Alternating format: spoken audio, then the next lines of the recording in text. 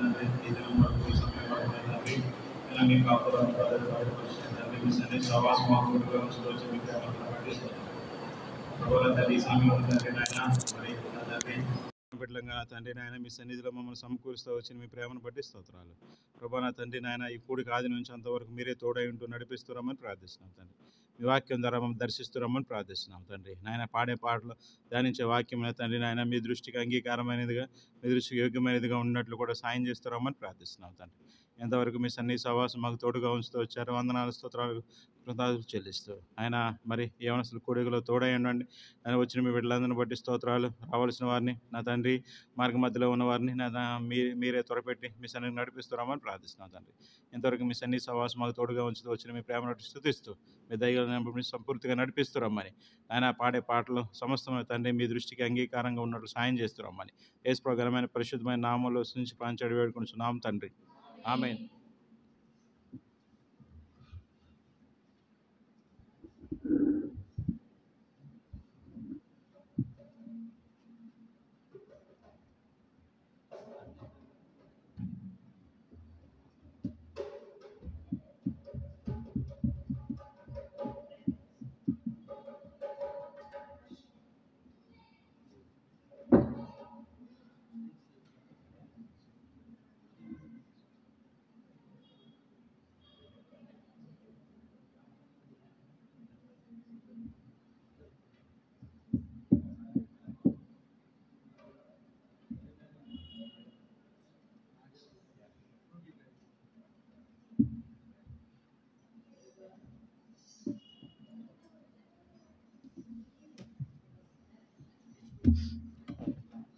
పాటల పుస్తకాలు తీసుకున్నారా? మా సాంగ్స్ బుక్స్ తీసుకున్నారా లేదా? సాంగ్స్ బుక్స్ తీసుకోండి. కొంచెం అటు జరగండి, అవతల జరగండి. మీ సాంగ్స్ బుక్స్ ఉన్నాయి అందరికీ? మరి ఇరుకిరుక్కు ఎందుకు? అటు జరగండి విడిగా. ఆడే ఉంటే సౌండ్ రాదు, రీసౌండ్. పెద్దగా పాడాలి. దూరంగా ఉన్నారనుకో అందరికీ రీసౌండ్ రావాలి. ఇప్పుడు మనకి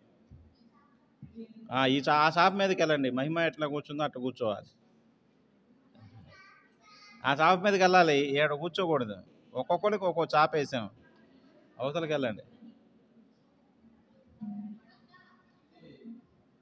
ప్రిన్సీ అక్క అవతల జరుగు.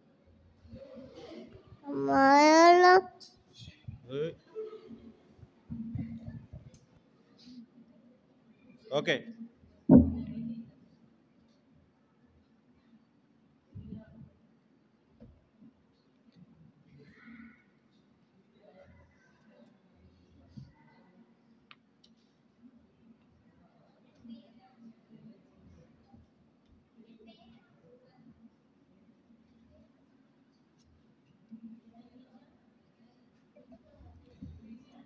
పాట సంఖ్య 71.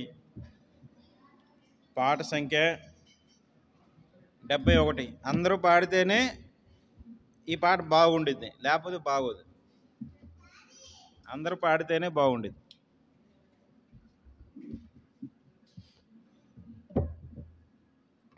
పాట సంఖ్య 71 పాడండి. మీరు బహుగా ఫలించినచో మహిమ కలుగును తండ్రికి.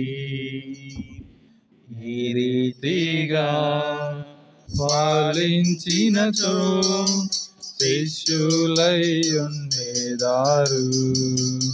ఈ రీతిగా ఫలించినచో శిష్యులై ఉండేదారు. నీరు కట్టిన తోటవలే నీటి ఊటవలే నుండేదరు. నీరు కట్టిన తోటవలే నీటి ఊటవలే నుండేదారు. గ్రామములో తృప్తినిచ్చి క్షేమముగా మిమ్ము నడిపించును. క్షేమములో తృప్తినిచ్చి క్షేమముగా మిమ్ము మిమ్ము నడిపించును బలపరచును మీ ఎముకలను బలపరచును మీ ఎముకలను అధికముగా పాలించుడి అధికముగా పాలించుడి మీరు బహుగా పాలించినచో మహిమ కలుగును తండ్రికి ఏ రీతిగా పాలించినచో శిష్యులై ఉండేదారు ఏ రీతిగా పాలించినచో శిష్యులై ఉండేదారు చెట్లు లేని మెట్టాలలో నదుల ప్రవహింపజేయు ప్రభువు చెట్లు లేని మెట్టాలలో నదుల ప్రవహింపజేయు ప్రభువు ఎండియున్న నేల నీటి బుగ్గలుగా చేయువాడు ఎండియున్న నేల నీటి బుగ్గలుగా చేయువాడు మన ప్రభువైన యేసునందు మన ప్రభువైన యేసునందు అధికముగా పాలించుడి అధికముగా పాలించుడి మీరు బహుగా పాలించినతో మహిమ కలుగును తండ్రికి ఏ రీతిగా పాలించినతో శిష్యులై ఉండేదారు ఏ రీతిగా పాలించినతో శిష్యులై ఉండేదారు వడిగా ప్రవహించు నదిని పోలి విస్తరింపజేయు తన శాంతిని వడిగా ప్రవహించు నదిని పోలి విస్తరింపజేయు తన శాంతిని ఐశ్వర్యముతో నింపు మిమ్ము ముదిమి వరకు మిమ్ము మోయువాడు ఐశ్వర్యముతో నింపు మిమ్ము ముదిమి వరకు మిమ్ము మోయువాడు మన ప్రభువైన యేసునందు మన ప్రభువైన యేసునందు అధికముగా పాలించుడి అధికముగా పాలించుడి మీరు బహుగా పాలించినతో మహిమ కలుగును తండ్రికి ఏ రీతిగా పాలించినతో శిష్యులై ఉండేదారు ఏ రీతిగా పాలించినతో శిష్యులై ఉండేదారు పాడేదారు మూలవారు గంతులు వేసెదరు కుంటివారు పాడేదారు మూగవారు గంతులు వేసెదరు కుంటివారు పొగడేదారు ప్రజలెల్లారు ప్రభుని ఆశ్చర్య కార్యములను పొగడేదారు ప్రజలెల్లారు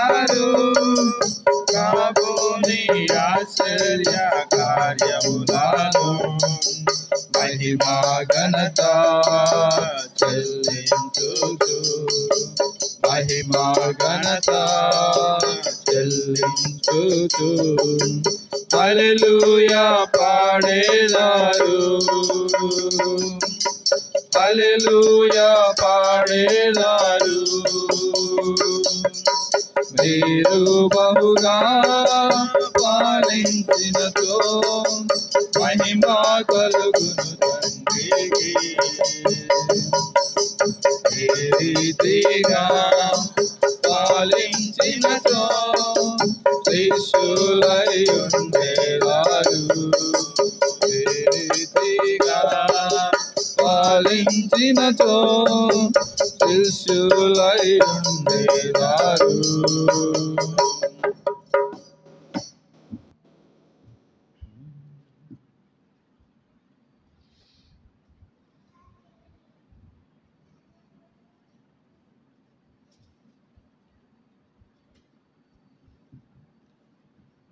పాట సంఖ్య 52.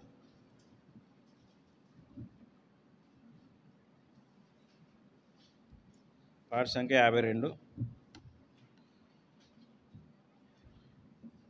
పరమ జీవము నాకు నీవా తిరిగి లేచెను నాతో నుండా పరమ జీవము నాకు నీవా తిరిగి లేచెను నాతో నుండా నిరంతరము నడిపించును మరల తీసుకొని పోను నిరంతరము నడిపించును మరల తీసుకొని పోను యేసు చాలును యేసు చాలును ఏ సమయమైనా ఏ స్థితికైనా నా జీవితములో యేసు చాలును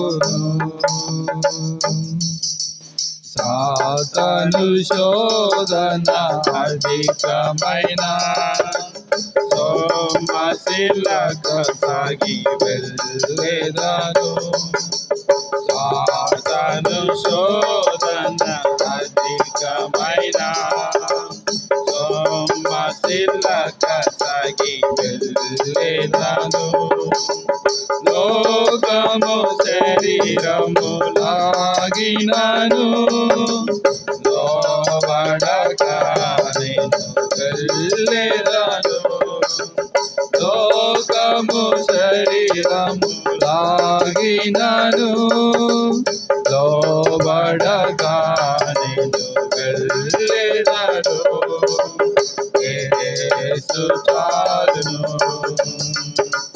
యేసు చాలును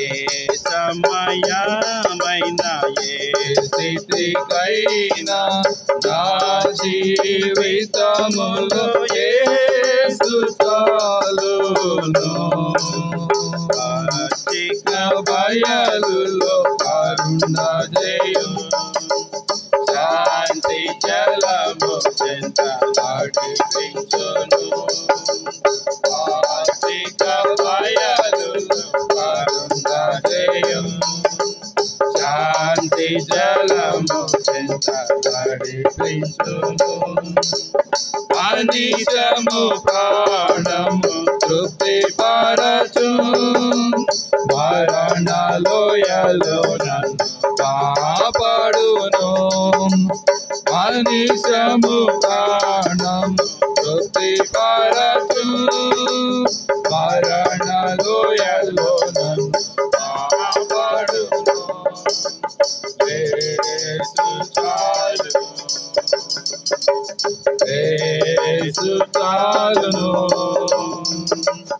ఏ సమయమైనా ఏ స్థితికైనా నా జీవితములో యేసు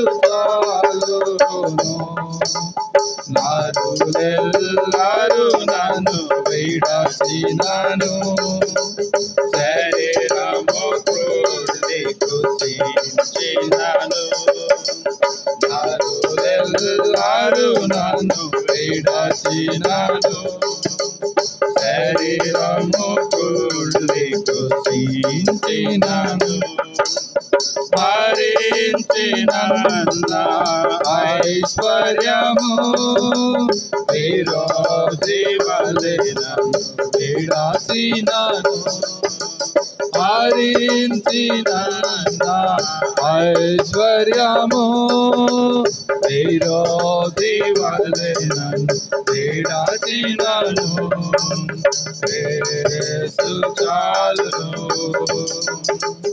యేసు చాలును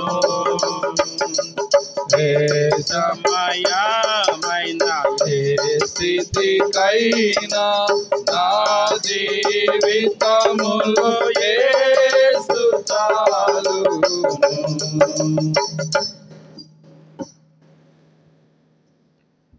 ఇంగ్లీష్ పాట పాడుకున్నాను.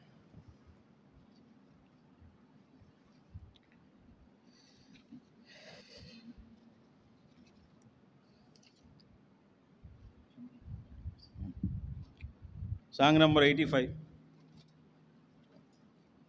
అందరికి వచ్చిన పాటే మనకి.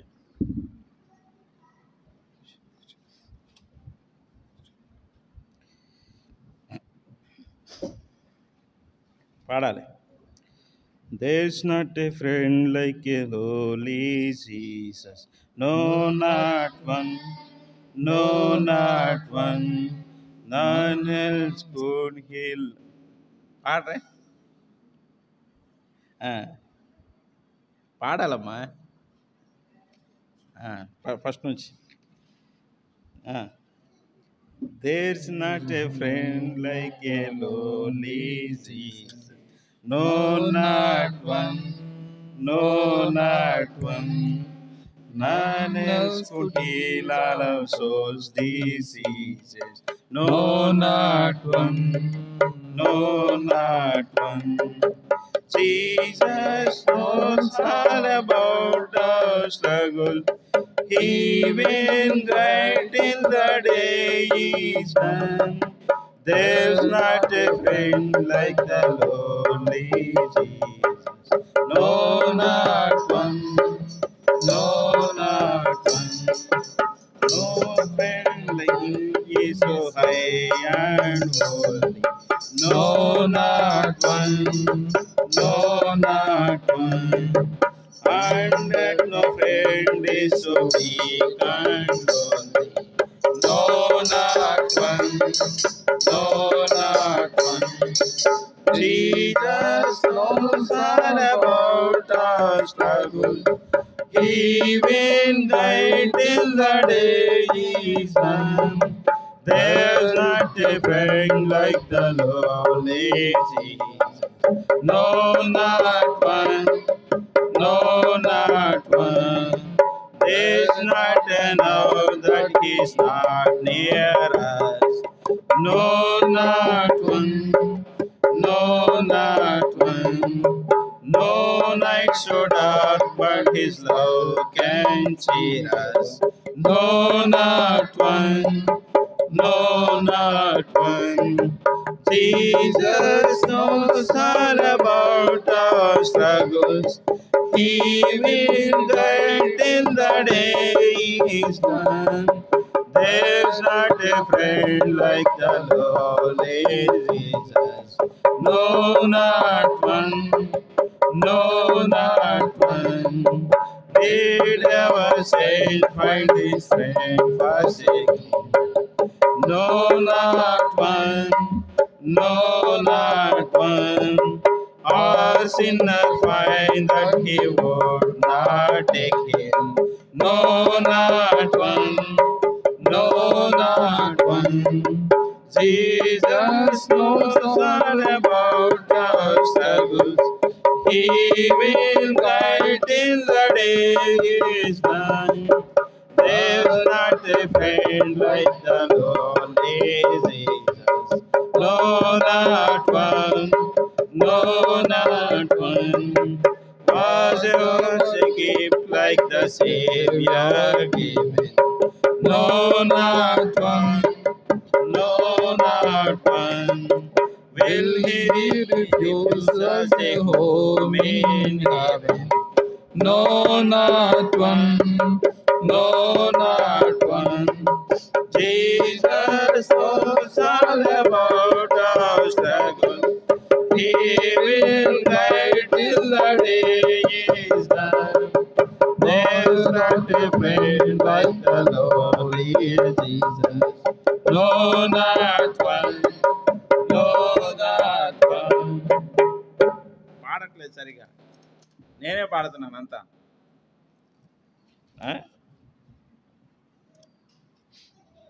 చాయిస్ తెలుగా ఇంగ్లీషా?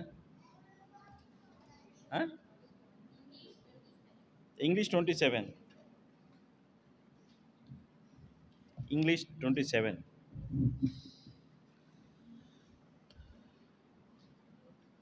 All to Jesus I surrender, all to Him I freely give. I will never trusting in His presence daily live. I surrender all. I surrender all to Thee, my blessed Savior. I surrender all to Jesus. I surrender humbly at His feet I bow. All the pleasures all forsaken, take me, Jesus, take me now. I surrender, I surrender all to Thee, my blessed Savior. I surrender all to Jesus. I surrender. Make me Savior, holy Thine. Let the Holy Spirit witness on Thine and Thou art mine. I surrender. I surrender all to Thee, my blessed Savior. I surrender all to Jesus. I surrender, Lord, I give myself to Thee. Fill me with Thy love and power. Let Thy blessing rest on me. I surrender all. I surrender all to Thee, my blessed Savior. I surrender all to Jesus. I surrender. Now I feel the sacred flame. Oh, the joyful salvation. Glory, glory to His name. I surrender all. I surrender all to thee, my blessed Savior, I surrender. Voice.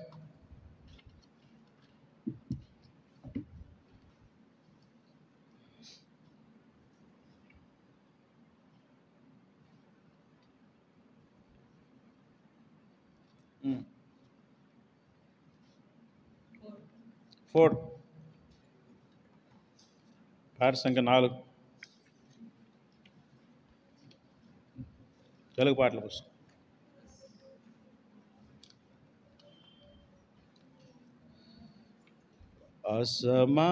అసమానుండగు ఓ క్రీస్తు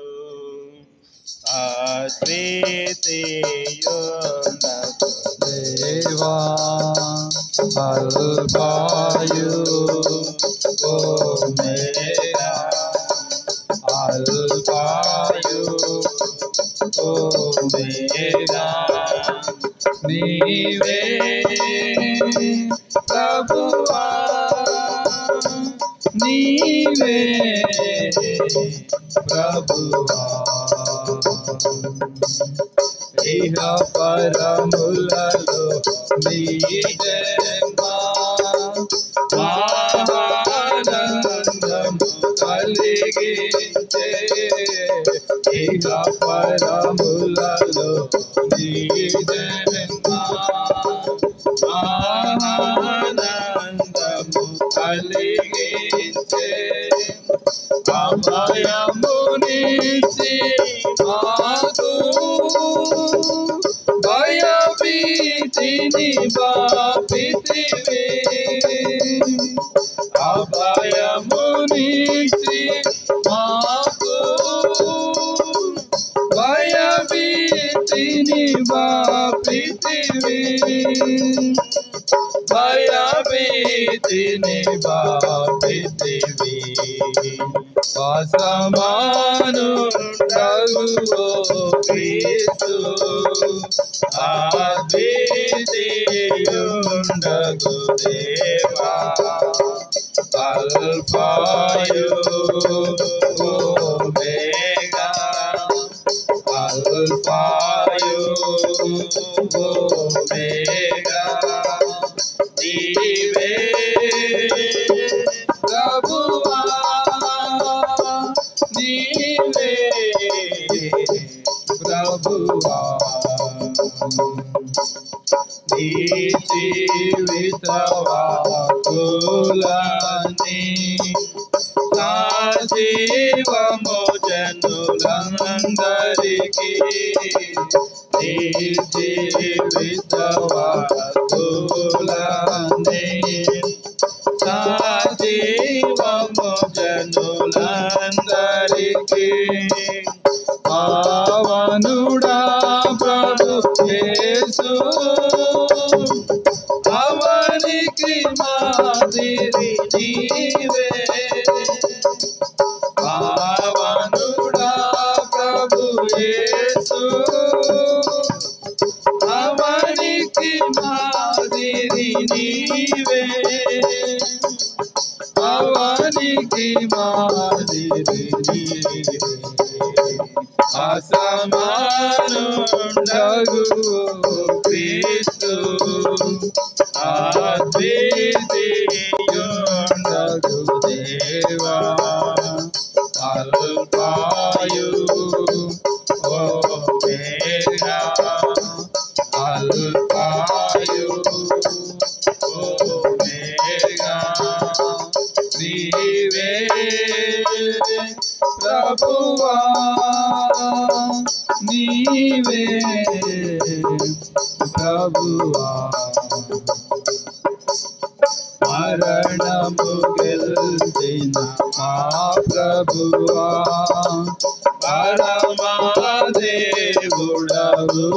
నీవే మరణము గెలిచిన మా ప్రభువా పరమాదేవుడవు దేవుడా నీవే సాతాను ఓడించి నీతిగా మమ్ము తీర్చితివే సాతాను ఓడించి నీతిగా మమ్ము తీర్చితివే నీతిగా మమ్ము తీర్చితివే అసమానుండగు క్రీస్తు అద్వితీయుండగు దేవా అల్ఫాయు ఓమేగా అల్ఫాయు ఓమేగా నీవే ప్రభువా నీవే ప్రభువా పాపశపముల పాపితివే చూపితివే పరమాధారి పాపశపముల పాపితివే చూపితివే పరమాధారి శక్తి కలము ప్రభువా నీకే మా స్తోత్రములు శక్తి కలము ప్రభువా నీకే మా స్తోత్రములు నీకే మా స్తోత్రములు అసమానుండగు క్రీస్తు అద్వితీయుండగు దేవా అల్ఫాయు ఓమేగా అల్ఫాయు ఓమేగా నీవే ప్రభువా నీవే ప్రభువా విశ్వమంతటో దేవా శాశ్వతమైనది నీ ప్రేమ విశ్వమంతటో దేవా శాశ్వతమైనది నీ ప్రేమ జ్ఞానమునకు మించినది ఉన్నతమైన ప్రేమ జ్ఞానమునకు మించినది ఉన్నతమైన ప్రేమ ఉన్నతమైన ప్రేమ అసమానుండగు క్రీస్తు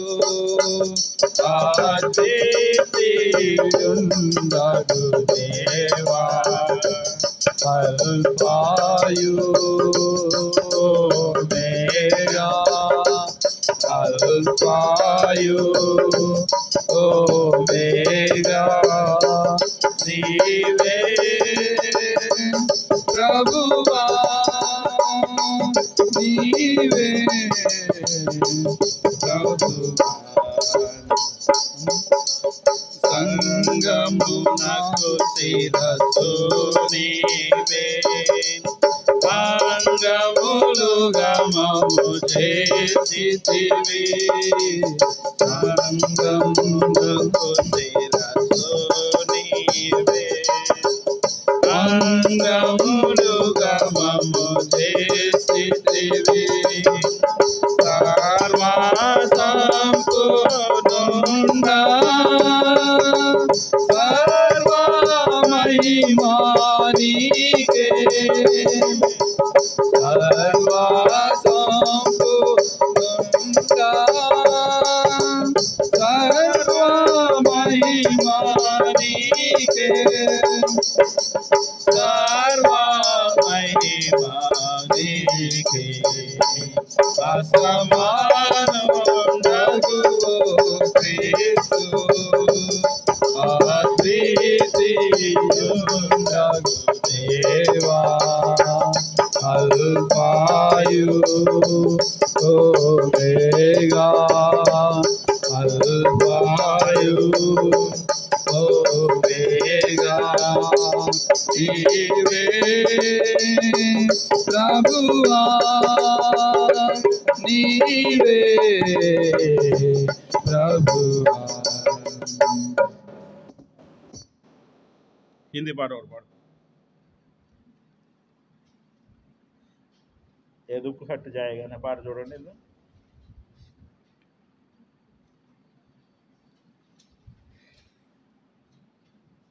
కీర్తన నవ్వుతుంది రానప్పుడు ఎందుకనే మరి ఎందుకు నవ్వేది మరి ఏ దుఃఖ హట్ జాయిగా ఎక్కడుంది ఎన్న పాట 1:15 తెలుగా ఇంగ్లీష్లోనా తెలుగులో ఇంగ్లీష్లో తెలుగు చూసుకోవాలి మేము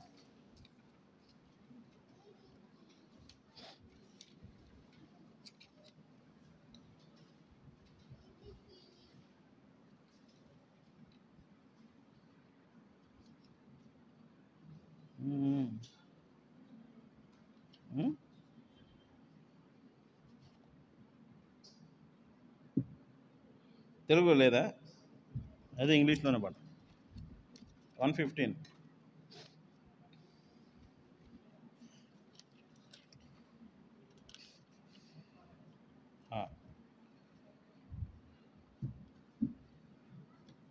ये दुख हट जाएगा ये आस मिट जाएगा जब मेरा यीशु आएगा वो मुझको ले जाएगा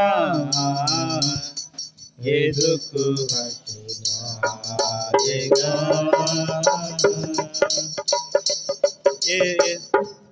है कैसा जीवन यीशु ने दिया है वो नया जीवन जो मैंने पाया है ये कैसा जीवन यीशु ने दिया है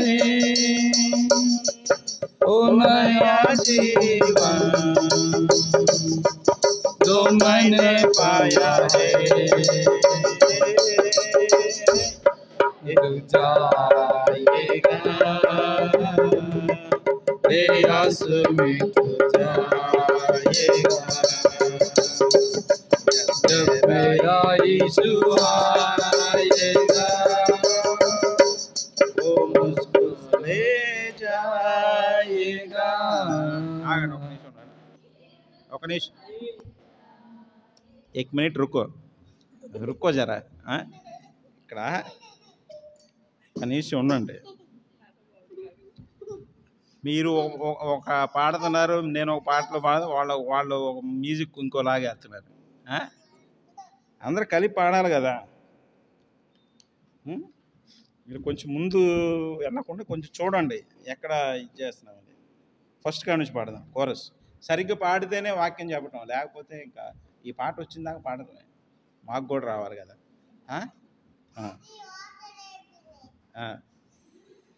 పాడండి ఏ దుఃఖ హట్ జాయేగా ये आस मिट जाएगा जब मेरा यीशु आएगा वो मुझको ले जाएगा ये दुख हट जाएगा ये कैसा जीवन यीशु ने दिया है वो नया जीवन जो मैंने पाया है, ये कैसा जीवन यीशु ने दिया है। ओ नया जीवन जो मैंने पाया है, ये दुख हट जाएगा, ये आंसू मिट जाएगा, जब मेरा यीशु आएगा, वो मुझको ले जाएगा, ये आंसू मिट जाएगा। जब तेरे दिल को तू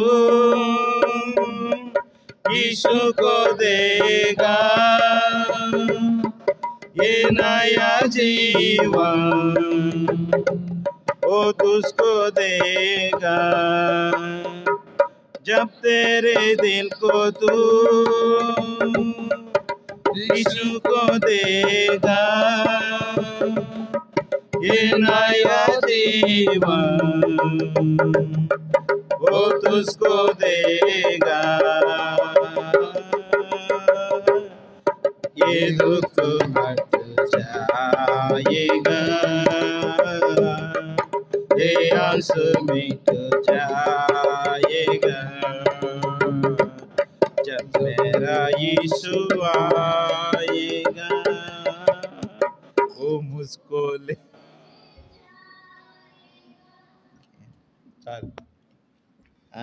ఇంకో పాట పాడదాం. గ్యాప్ కరెక్ట్గా రావాలి, లేకపోతే మిస్ అవుతుంది. మ్యూజిక్ వాయించేవాడు సరిగ్గా వాయిస్తే 155 తెలుగు 155 సాంగ్ నంబర్ 155.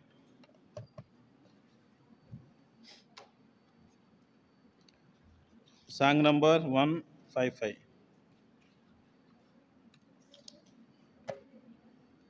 నీకు వచ్చా? ఫస్ట్ వచనం, ఫస్ట్ చరణం గర్ల్స్ పాడతారు, సెకండ్ చరణం బాయ్స్ పాడతారు. खुशी खुशी खुशी मुझको मिली, मेरा जीवन बदल गया. వచ్చుగా పాడండి. एक खुशी मुझको मिली, मेरा जीवन बदल गया, खुशी खुशी मुझको मिली, मेरा जीवन बदल गया,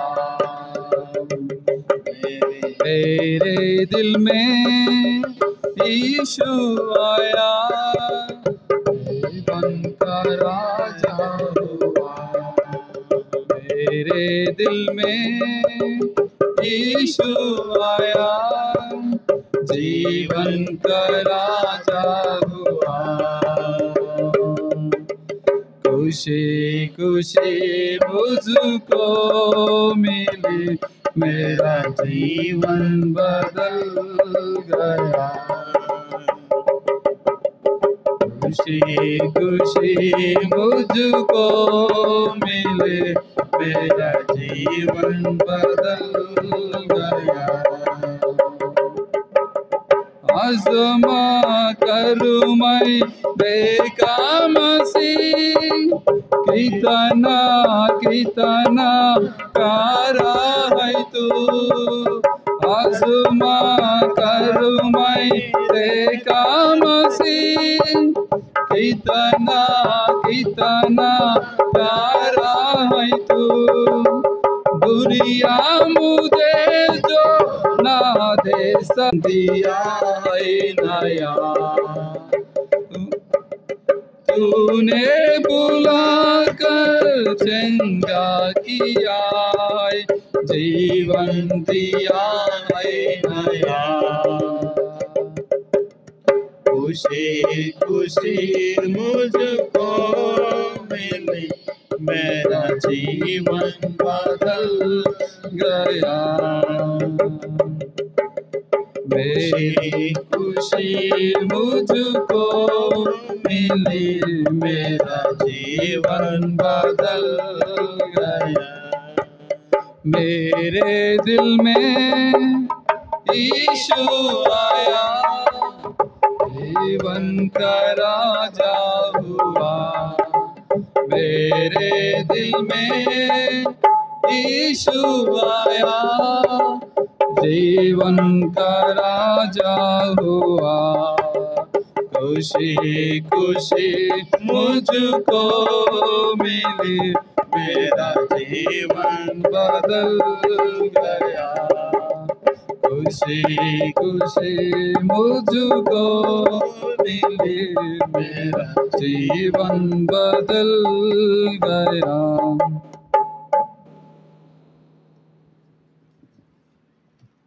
చివరిగా ఇంకో పాట పాడదాం. పాట సంఖ్య 153. వచ్చా అందరికి? హిందీ పాట అందరికి వచ్చు కదా? వచ్చు, అందరికి వచ్చు. పాడాల్సి వచ్చింది అన్నట్టు చెబుతున్నారా? यीशु तू है महान, मेरे लिए तू है महान। यीशु तू है महान, मेरे लिए तू है महान। मेरे लिए सबके लिए प्राण दिया है महान। मेरे लिए सबके लिए प्राण दिया है महान। यीशु तू है महान, मेरे लिए तू है महान। यीशु तू है महान, मेरे लिए तू है महान.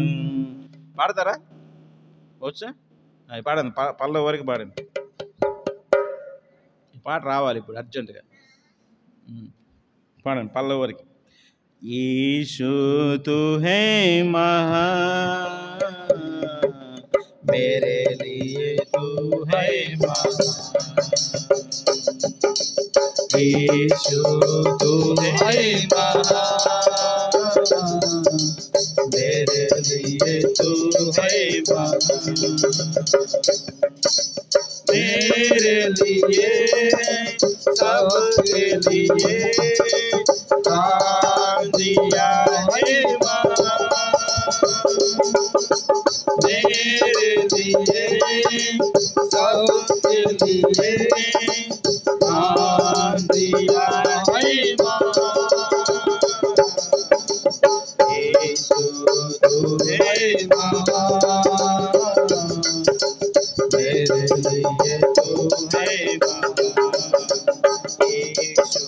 तू है महान, मेरे लिए तू है महान. उस पर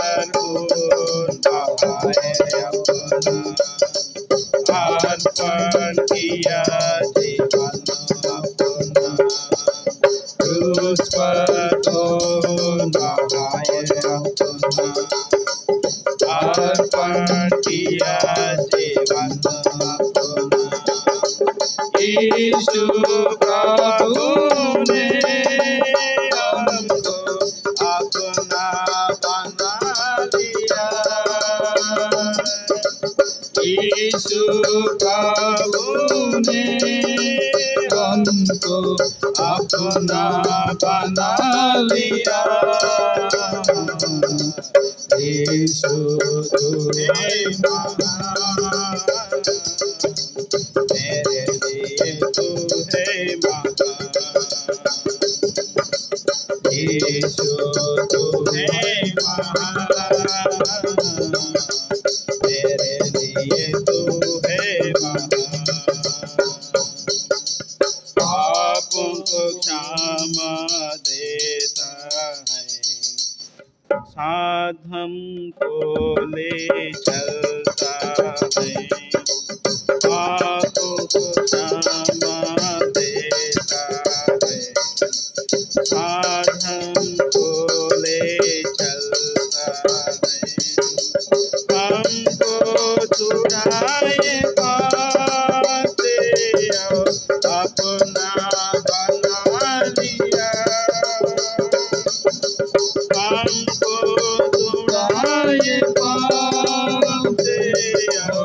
अपना बना लिया।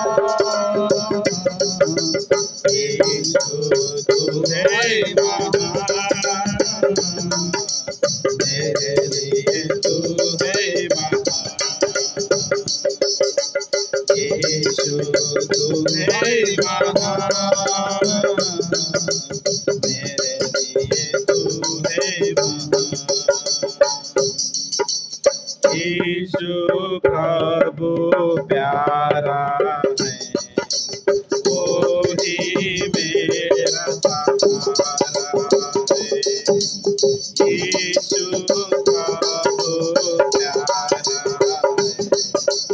वो ही मेरा सहारा है। कैसे हमको प्यार इतना प्रभु यीशु ने किया, कैसे हमको प्यार इतना प्रभु यीशु ने किया। यीशु तू है महान, मेरे लिए तू है महान। यीशु तू है महान, मेरे लिए तू है महान। मेरे लिए सबके लिए प्राण दिया है महान। मेरे लिए सबके लिए प्राण दिया है महान। यीशु तू है महान, मेरे लिए तू है महान। यीशु तू है महान, मेरे लिए तू है महान।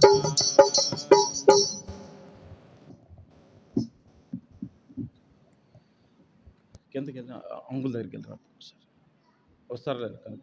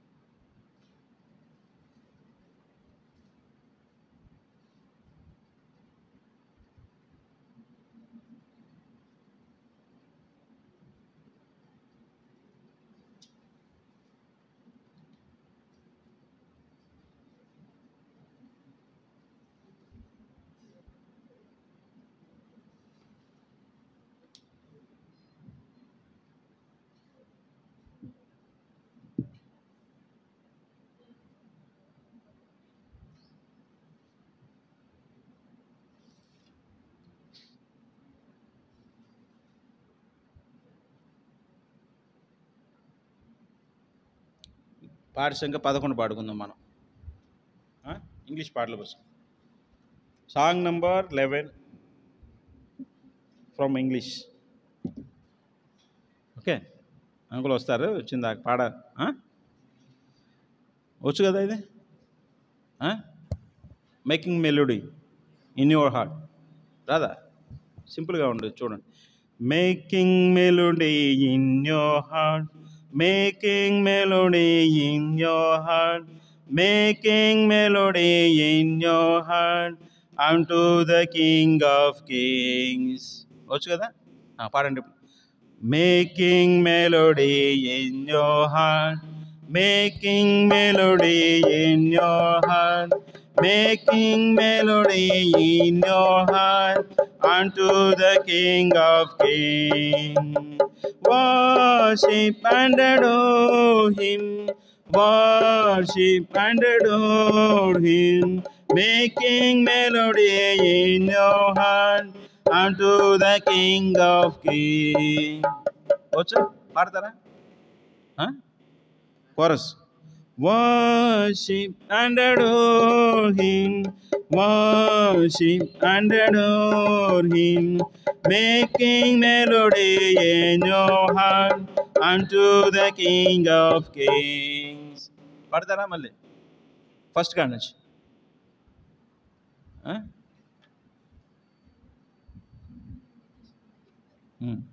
సరే పాడతారా?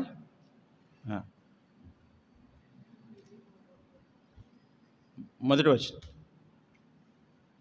చివరిగా ఇది పాట పాడుకొని వాక్యం చూద్దాం. ఓకే, మొదటి వచ్చిన. Making melody in your heart, making melody in your heart, making melody in your heart unto the King of Kings. Worship and adore him, worship and adore him, making melody in your heart unto the King of Kings. Kings of kings and Lord of lords, King of kings and Lord of lords, Kings of kings and Lord of lords, glorify his name. Worship and adore him, worship and adore him, making melody in your heart unto the King of kings. Love and serve him from your heart, love and serve him from your heart, love and serve him from your heart, praise his holy name. Worship and adore him, worship and adore him, making melody in your heart, making melody in your heart unto the King of Kings. Joy in him eternally, joy in him eternally, joy in him eternally, and bless his holy name. Antena? Worship and adore him, worship and adore him, making melody in your heart, may unto the King of Kings. చాలు.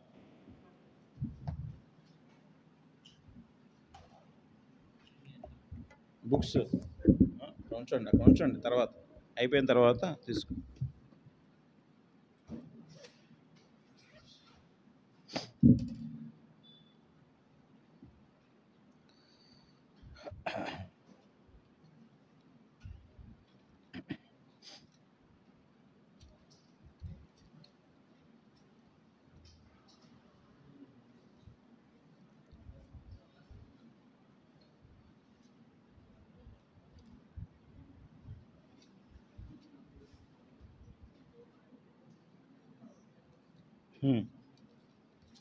మత్తయి సువార్త,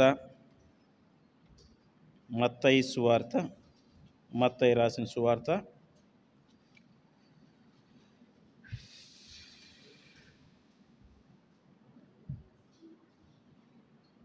last week we told you that regarding the quiz, how many of you are prepared? What are the chapters? What 1 2? Matthew Gospel chapter 1 and 2.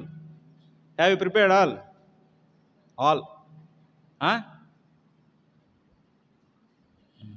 Shall I put that exam quiz now?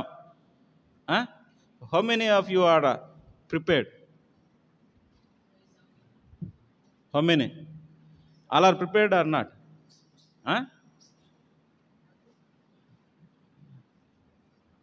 Why?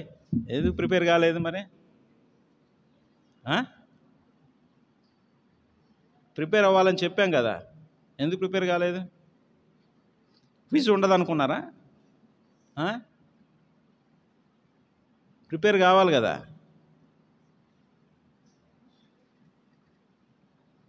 సరే, next week నుంచి సీరియస్గా prepare అవ్వండి. ఎందుకంటే ఈ week అన్న లేడు కాబట్టి.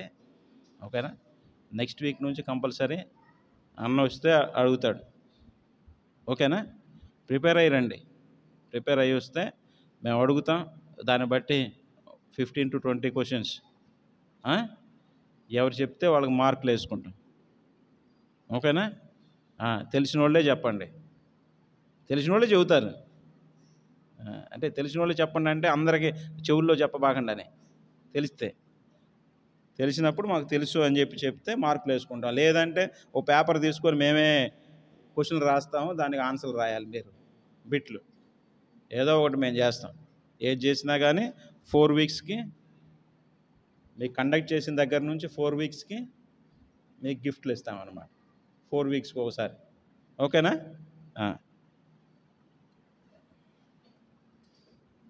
మత్తయి సువార్త 5వ అధ్యాయం 1 నుంచి 5 వచనాలు మనం మార్చి చదువు. మత్తయి సువార్త 5వ అధ్యాయం 1 నుంచి 5 వచనాలు మనం మార్చి చదువుకో. ఆయన జనసమూహమును చూచి కొండ ఎక్కి కూర్చుండగా ఆయన శిష్యులు ఆయన యొద్దకు వచ్చిరి. అప్పుడు ఆయన నోరు తెరిచి ఇలాగు బోధింపసాగెను. ఆత్మ విషయమై దీనులైన వారు ధన్యులు, పరలోక రాజ్యం వారిది. సాత్వికులు ధన్యులు, వారు భూలోకమును స్వతంత్రించుకుందరు.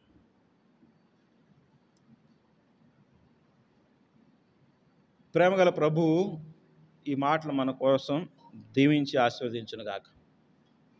జ్ఞాపకం చేసుకుంటే మత్తయి సువార్త 5వ అధ్యాయంలో ఆయన జనసమూహమును చూచి కొండ ఎక్కి కూర్చుండగా ఆయన శిష్యులు ఆయన వద్దకు వచ్చి. వినండి జాగ్రత్తగా. మత్తయి సువార్త క్రొత్త నిబంధన. యేసు ప్రభువారు జన్మించిన దగ్గర నుంచి కూడా ఆయన ఏమేం చేస్తూ వచ్చాడు, ఎలా యేసు ప్రభువారి జన్మం ఎలాగ ఉంది, తర్వాత ఆయన బోధలు, ఆయన చేసిన ఆశ్చర్య కార్యాలు, ఇవన్నీ మత్తయి సువార్త దగ్గర నుంచి రాయబడతా వచ్చి. వినాలి, మధ్యలో క్వశ్చన్లు అడుగుతారు.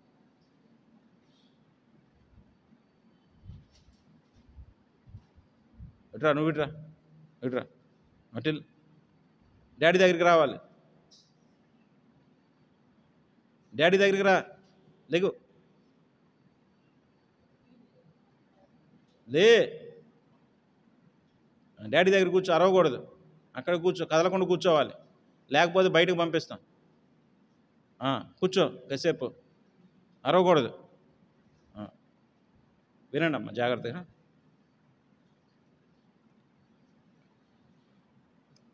5వ అధ్యాయము స్టార్టింగ్, మత్తయి సువార్త 5వ అధ్యాయం స్టార్టింగ్ ఏం రాయబడి ఉంది?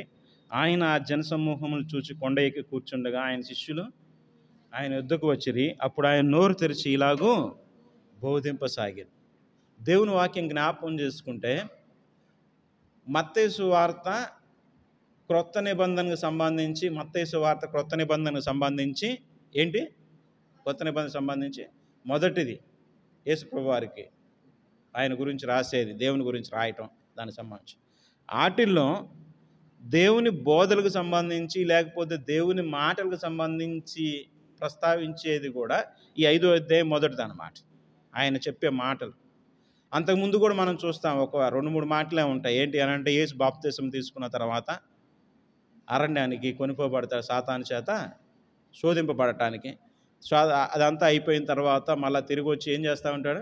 పరలోక రాజ్యం సమీపించి ఉన్నది, మారు మనసు పొందుడి అని చెప్పేసి బోధిస్తూ ఉంటాడు. దాని తర్వాత స్పష్టంగా యేసుక్రీస్తు ప్రభువారు మాట్లాడే మాటలు ఎక్కడి నుంచి స్టార్ట్ అవుతాయి అని అంటే, మత్తయి సువార్త 5వ అధ్యాయం నుంచి మనం చూస్తూ ఉన్నాం. 5వ అధ్యాయం అంతేనా? ఏమని రాస్తుంది అక్కడ? ఆయన ఆ జనసమూహమును చూచి కొండ ఎక్కి కూర్చుండగా ఆయన శిష్యులు ఆయన వద్దకు వచ్చి, అప్పుడు ఆయన నోరు తెరిచి ఇలాగూ బోధింపసాగాను. ఇప్పుడు నోరు తెరిచి బోధింపసాగేది, నోరు తెరిచే కదా ఎవరైనా బోధించేది.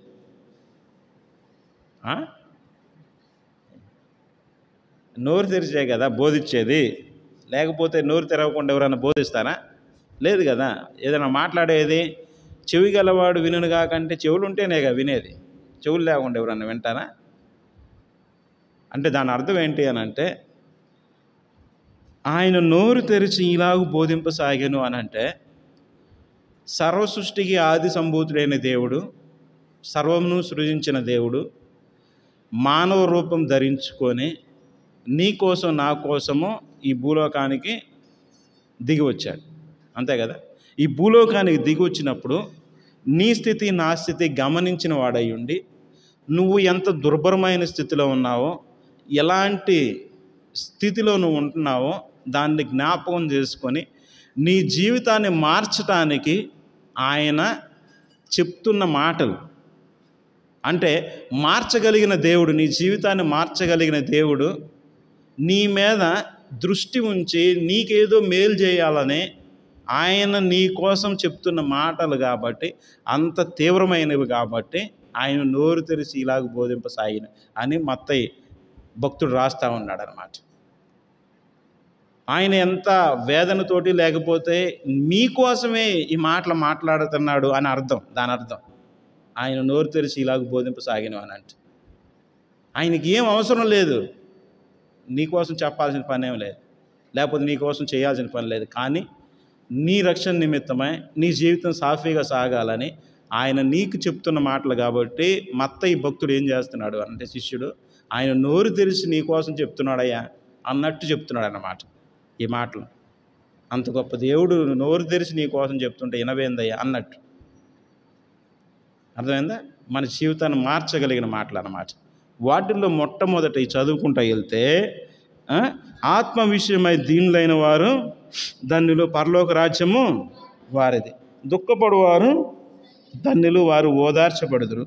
సాత్వికులు ధన్యులు, వారు భూలోకమును స్వతంత్రించుకుందరు. ఈ 3 వచనాలు మనం ఈ భాగంలో మనం నేర్చుకుందాం. ఓకే. ఆత్మ విషయమై దీనులైన వారు ధన్యులు, పరలోక రాజ్యము వారిది. దేవుని వాక్యం ఇది. మొట్టమొదటి దేవుడు చెప్పిన ధన్యతల్లో ఫస్ట్ ధన్యత ఏంటి అని అంటే, ఏంటి? పరలోక రాజ్యము వారిది. ఆత్మ విషయమే తర్వాత ముందు సంగతే. పరలోక రాజ్యము వారిది. ఎవరిది? దేవుడు చెప్పిన మాట ఫస్ట్, ఆయన బోధలో ఫస్ట్ది పరలోక రాజ్యం గురించి చెప్తా ఉన్నాడు. అంటే ఆయన పరలోక మహామహిమను విడిచిపెట్టి పాపి అయిన నీ కోసము ఈ భూలోకి వచ్చాడు. అంతే కదా? ఎందుకు? నువ్వు నిత్య నరకాగ్నికి పాత్రుడివి, నీకు పరలోక రాజ్యం మీద ఎలాంటి అధికారం లేదు, ఏ యోగ్యత లేదు పరలోక రాజ్యానికి వెళ్ళటానికి. నిన్ను పరలోక రాజ్యం చేర్చడానికి యేసు ప్రభువారు ఆయన పరలోక రాజ్యం నుండి దిగి వచ్చాడన్నమాట. అలాంటిది నువ్వు పరలోక రాజ్యం వెళ్ళకపోతే ఏం ప్రయోజనం ఉండేది ఇంకా? అందుకనే ఫస్ట్ వచ్చి నువ్వేం చెప్తున్నా అంటే, పరలోక రాజ్యం వారిది. ఎవరిది అని అంటే, ఆత్మ విషయమే మొట్టమొదటి ఎవరైతే దీనులుగా ఉంటారో పరలోక రాజ్యము వారిది అని రాయబడతా వచ్చి. ఆయన కలువరి శిలువ మీద ప్రాణం పెట్టింది ఎందుకు? నిన్ను నన్ను ఆయనతో పాటు ఆయన సింహాసనం మీద కూర్చుండబెడతాను. పరలోక రాజ్యం ఈ లోకంలో కార్లు ఇవ్వటానికో, ఈ లోకంలో బంగళాలు ఇవ్వటానికో, ఈ లోకంలో మనకి ఏది పడితే అది ఇవ్వటానికో ఆయన ఈ లోకానికి రాలేదు. అంతేనా? ఆయన ఒక రిక్తునిగా చేసుకొని ఆయన ప్రశస్తమైన రక్తము ద్వారా నీకు నాకు విమోచన కలిగించి ఆయనతో పాటు తీసుకెళ్ళి పరలోక రాజ్యంలో కూర్చోబెడటానికి ఆయన ఇక్కడికి దిగి వచ్చిన వాడిగా ఉన్నాడు. ఏమేంటి ఇప్పుడు? యేసుప్రభువు వారి ఏమేంటి? నిన్ను నన్ను కూడా మన పాపం నుండి మనల్ని విడిపించి పరలోక రాజ్యంలో చేర్చడానికి.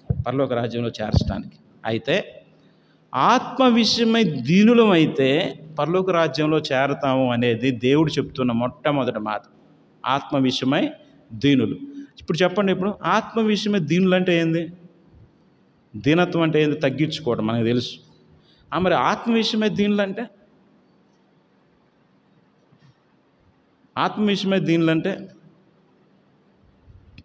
యోహాను సువార్త చూడండి. యోహాను సువార్త మీరే చెప్పాలి మొత్తం. యోహాను సువార్త 16వ అధ్యాయం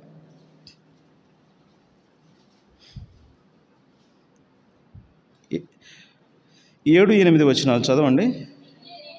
అయితే నేను మీతో సత్యము చెప్పుచున్నాను, నేను వెళ్ళిపోవటం వలన మీకు ప్రయోజనకరము. నేను వెళ్ళని ఎడల ఆదరణకర్త మీ యొద్దకు రాడు, నేను వెళ్ళిన ఎడల ఆయనను మీ యొద్దకు పంపుదును. 8వ వచనం. ఆయన వచ్చి ఎవరు? ఆదరణకర్త. ఆదరణకర్త అంటే బైబిల్లో పరిశుద్ధాత్మ దేవుడు అని ఆత్మ. పరిశుద్ధాత్మకే ఇంకో పేరు ఆదరణకర్త అన్నమాట. అర్థమైందా? ఆదరణకర్త అంటే పరిశుద్ధాత్మ దేవుడు. యేసుప్రభు వారు వెళ్తే ఆదరణకర్త లోకంలోకి వస్తాడు, అంటే మనల్ని నడిపించడానికి పరిశుద్ధాత్మ ఆదరణకర్త. ఇప్పుడు చెప్పండి, ఇప్పుడు నేను వెళ్ళని ఎడల ఆయన మీ యొద్దకు, వెళ్ళిన ఎడల ఆయన మీ యొద్దకు పంపుదును. 8వ వచనం. ఆయన వచ్చి అంటే ఆదరణకర్త వచ్చి పాపమును గూర్చియు నీతిని గూర్చియు తీర్పును గూర్చి లోకమును ఒప్పుకొన చేయును. దేని గురించి? పాపమును గూర్చియు నీతిని గూర్చియు తీర్పును గూర్చియు లోకమును ఒప్పుకొన చేయును. ఇది ఆదరణకర్త లేకపోతే పరిశుద్ధాత్మ చేసే పని. అర్థమైందా? పాపాన్ని గూర్చి నీతిని గూర్చి తీర్పును గూర్చి మనిషికి చెప్తూ ఉంటుంది అన్నమాట. ఎప్పుడైతే దేవుని బిడ్డలుగా అవుతామో మనం, ఎప్పుడైతే దేవుని బిడ్డలుగా అవుతామో ప్రతిసారి కూడా నిన్ను హెచ్చరిస్తూ ఉంటుంది. అర్థమైందమ్మా? నువ్వు చేసేది తప్పు అయితే, పాపం అయితే నిన్ను గద్దిస్తూ ఉంటుంది ఆత్మ. 16వ అధ్యాయంలో మనం చదువుతా వచ్చి 8వ వచనంలో అతడు వచ్చి ఏం చేస్తాడు? పాపమును గూర్చి నీతిని గూర్చి తీర్పును గూర్చి లోకమును ఒప్పింప చేస్తూ ఉంటాడు, నిన్ను ఒప్పిస్తూ ఉంటాడు అన్నమాట. ఆత్మ చేసే పని అదేనా? ఈ ఆత్మ నీ గురించి అలా చెప్తా ఉన్నప్పుడు మన జీవితంలో పొరపాట్లు తప్పిదాల గురించి, పాపముల గురించి, నీతిని గురించి మనం ఒప్పింపజేస్తూ ఉన్నప్పుడు మనల్ని మనం సరి చేసుకొని తగ్గించుకొని ఉండటమే ఆత్మ విషయమై దీనులై ఉండటం. నువ్వు నాకు చెప్పేదేంది, నువ్వు చేసేదేంది, లేకపోతే అదేంది ఇదేంది అని ఎదురు మాట్లాడామనుకో పరిశుద్ధాత్మ, లేకపోతే కఠినంగా మన హృదయాన్ని కఠినంగా ఉంచుకున్నామనుకో ఆత్మ విషయమే దీనులంగా ఉన్నట్ట. దీనులంగా ఉండకపోతే ఎవరికి నష్టం? ఆత్మ విషయమే దీనులైన వారు మాత్రమే ధన్యులు, వారే పరలోక రాజ్యం వెళ్తారు. నువ్వు నీ ఇష్టానుసారంగా ఉండి దేవుడు చెప్తున్నప్పటికీ, ఆత్మ చెప్తున్నప్పటికీ, పరిశుద్ధాత్మ చెప్తున్నా నువ్వు దీనుడు కాకుండా అయ్యో నేను పాపం చేశానని చెప్పి నీ హృదయంలో ఏమి లేకుండా, దీనత్వం లేకుండా నీ ఇష్టానుసారంగా నడుచుకుంటే ఆత్మ హెచ్చరించేటప్పుడు పరలోక రాజ్యం వెళ్తామా? అదే చెప్తుంది దేవుడు. మొదటి వచనం అదే చెప్తుంది. ఆయన నోటి నుంచి వచ్చే మొట్టమొదటి మాట ఏంటి? ఆత్మ నీకు ఎప్పుడు కూడా చెప్తానే ఉంటుందయ్యా, ఆత్మ విషయమే దీనులైన వారు ధన్యులు, సరి చేసుకొని చక్క చేసుకుంటే పరలోక రాజ్యము వారిది, పరలోక రాజ్యము వారిది. లూకాసు వార్త 15వ అధ్యాయం మనందరికీ తెలుసు. లూకాసు వార్త 15వ అధ్యాయం ఏం కనబడింది అక్కడ? తప్పిపోయిన కుమారుడు ఏం చేస్తా వచ్చాడు? అర్థం చేసుకుంటే తన తండ్రి దగ్గర నుంచి తన నా ఆస్తి నాకు అన్నాడు. నాకేం వచ్చిందో నేను తీసుకుంటానన్నాడు. సరే తీసుకొని అక్కడ ఉంటాడా అంటే నేను అక్కడ నుంచి వెళ్ళిపోతాను, వేరే చోటుకి వెళ్తాను అన్నాడు. సరే వెళ్ళిపోరాని ఇంక నిన్ను ఎవరు బాగా మార్చలేరు అన్నాడు. తండ్రి వదిలేస్తే వెళ్ళిపోయి దుర్వ్యాపారం చేసి తన ఆస్తినంతా పోగొట్టుకున్నాడు. తన తండ్రికి అవమానం తీసుకొచ్చాడు, లేకపోతే తన చాలా దుస్థితిలో ఉండిపోతా వచ్చు. అయితే తనకు బుద్ధి వచ్చినప్పుడు అక్కడ రాయబడిన మాట చదవండి ఆ మాట. అయితే ఎన్నో వచనం? 17. తనకు బుద్ధి వచ్చినప్పుడు వాడు అంతకుముందు దాకా ఇంక ఎంతో ఇచ్చేసాడనమాట. తన ఆస్తినంతా దుర్వ్యాపారం వల్ల పాడు చేశాడు. ఎట్లా పడితే అట్లా వేశ్యలతో తిరుగుతా, లేకపోతే ఇంకా రకరకాల పనులు చేస్తా దేవునికి విరోధంగా నడుచుకున్నవాడిగా ఉంటున్నాడు. ఈ నడుచుకునే క్రమం అంతట్లో కూడా పరిశుద్ధాత్మ దేవుడు అతన్ని హెచ్చరిస్తానే ఉన్నాడు. నువ్వేంటి, నీ పరిస్థితి ఏంటి, నీ తండ్రి ఎలాంటి వాడు, నీ తండ్రి ఎలాంటి గొప్పవాడు, ఏ స్థితిలో నుంచి నువ్వు వచ్చావు, నీ స్థితి ఏంది, నువ్వు ఇలా చేసుకోవటం నీకు బాగుందా, ఎందుకు నువ్వు ఇంత యాతన పడుతున్నావు? తను తినటానికి కూడా తిండి లేని స్థితిలో దేవుడు మాట్లాడుతున్నాడు. నీకు ఎందుకయ్యా ఇది అన్నప్పుడు వెంటనే లోబడ్డాడు. బుద్ధి వచ్చినప్పుడు అంటే దాని అర్థం అదే. ఆత్మ మాట్లాడుతూ వచ్చినప్పుడు నిజమే, నేను తప్పు చేస్తూ వచ్చాను, నేను పాపం చేస్తూ వచ్చాను, నా తండ్రికి విరోధముగా, పరలోక రాజ్యానికి విరోధంగా నేను పాపం చేస్తూ వచ్చాను అని చెప్పి ఒప్పుకున్నాడు అన్నమాట. బుద్ధి వచ్చినప్పుడు ఏం చేస్తూ వచ్చాడు? నేను నా తండ్రి దగ్గరికి వెళ్ళి, అయ్యా నీకు విరోధంగా నేను పాపం చేశాను, పరలోక రాజ్యానికి విరోధంగా నేను పాపం చేస్తాను, నీ కుమారునిగా నాకు అవసరం లేదు, నీ దాసుల్లో ఒక పనివాడిగా నన్ను చేర్చుకో తండ్రి అని నేను అడుగుదాము అని చెప్పి అనుకున్నాడంట మనసులో. అనుకొని బయలుదేరాడు. అంతేనా? అయితే ఆయన చెప్పలేదు, ఏం లేదు తండ్రితో ఆ మాటలు, అలాంటి మాటలు, దీనమైన మాటలు చెప్పలేదు. కానీ తండ్రి దూరం నుంచే చూసి, తన మనసు ఎరిగిన దేవుడు దూరం నుంచే చూసి తన్ను క్షమించిన వాడిగా ఉంటున్నాడు. పరలోక రాజ్యానికి, తండ్రి రాజ్యానికి వారసుడయ్యాడు. అంటే తండ్రి రాజ్యం అంటే ఏది? మనకి పరలోక రాజ్యం. ఈ తప్పిపోయిన కుమారుడు తండ్రి దగ్గరికి వచ్చాడు అని అంటే మనం ఎక్కడికి వెళ్తాం? పరలోక రాజ్యంలో చేర్చబడతాం. ఎప్పుడు? మనం చేసేది మనం గుర్తుంచుకొని దేవుడు, లేకపోతే పరిశుద్ధాత్మ దేవుడు నిన్ను హెచ్చరిస్తున్నప్పుడు మన జీవితాన్ని సరిచేసుకొని మన జీవితాన్ని ముందుకు నడిపించుకుంటే తండ్రి రాజ్యంలో చక్కగా చేరేవాళ్ళంగా ఉంటాం. తండ్రి క్షమించలేదా? తండ్రి ముందుగానే అతను ఏం మాట్లాడకుండా దూరం నుంచి మేడపై నుంచి చూసి అతని కోసం పరిగెత్తుకుంటా వెళ్ళి మెడ మీద పడి ముద్దు పెట్టుకొని తన ఇంట్లోకి చేర్చుకున్నాడు. ఎందును బట్టి అనంటే ఆత్మ విషయమై దీనత్వం కలిగి దేవుడు ఆత్మ మాట్లాడుతూ వచ్చినప్పుడు తన్ను తాను నేను పాపినని నా తండ్రి దగ్గర నేను ఒప్పుకుంటాను అని చెప్పి నిశ్చయించుకున్నాడు. కాబట్టి తను క్షమించబడిన అనుభవంలోకి వచ్చాడు. మన జీవితంలో కూడా అంతే.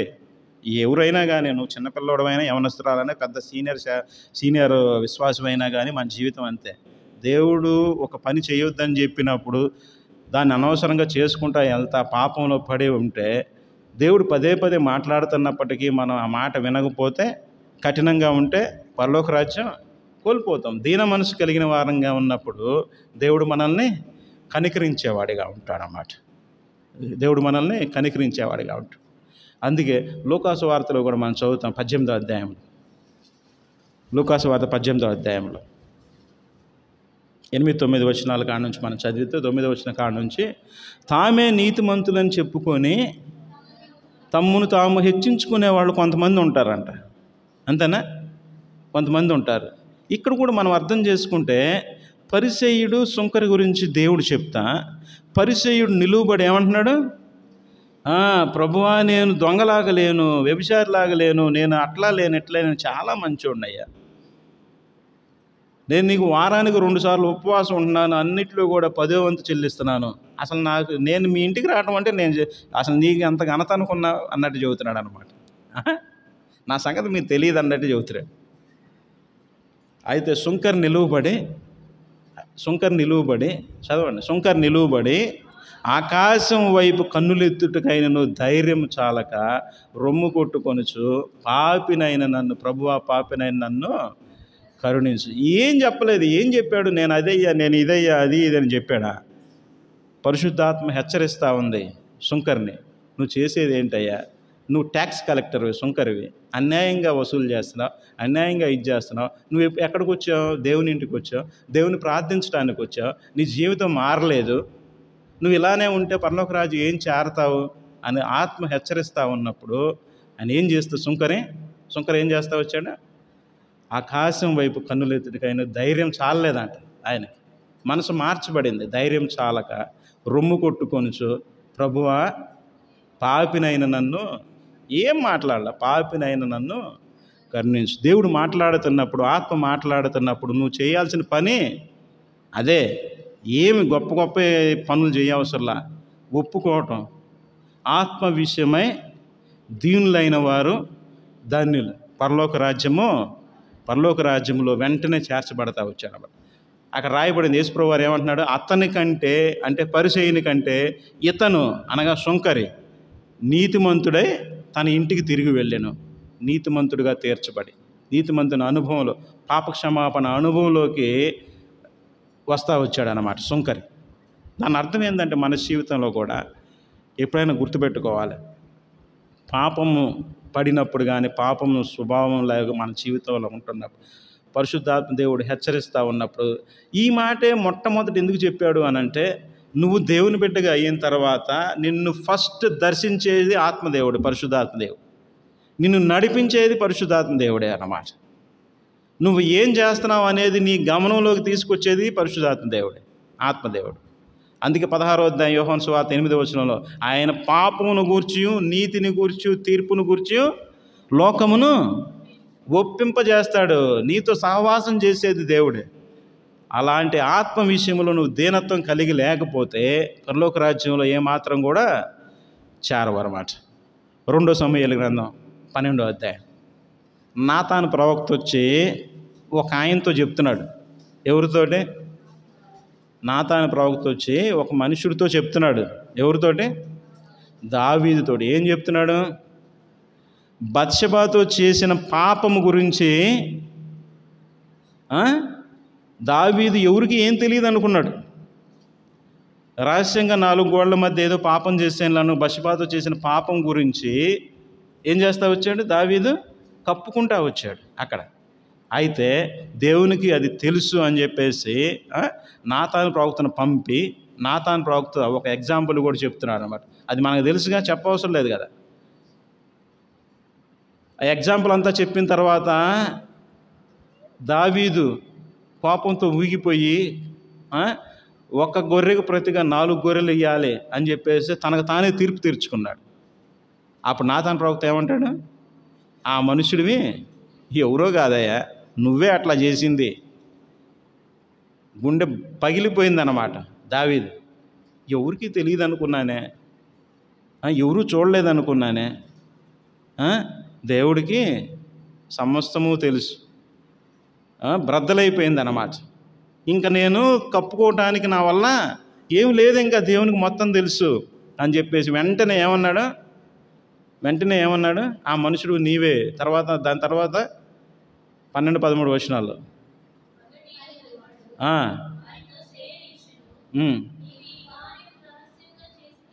కింద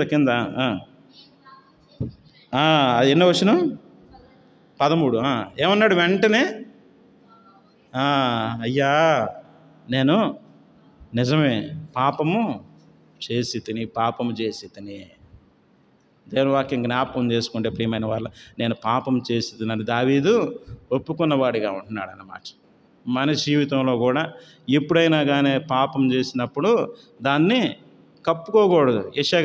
కీర్తన గ్రంథం 60వ అధ్యాయంలో రాయబడ్డది, నా హృదయంలో నేను పాపం లక్ష్యం చేసిన ఎడల దేవుడు నా మనవి ఆలకింపకపోవును.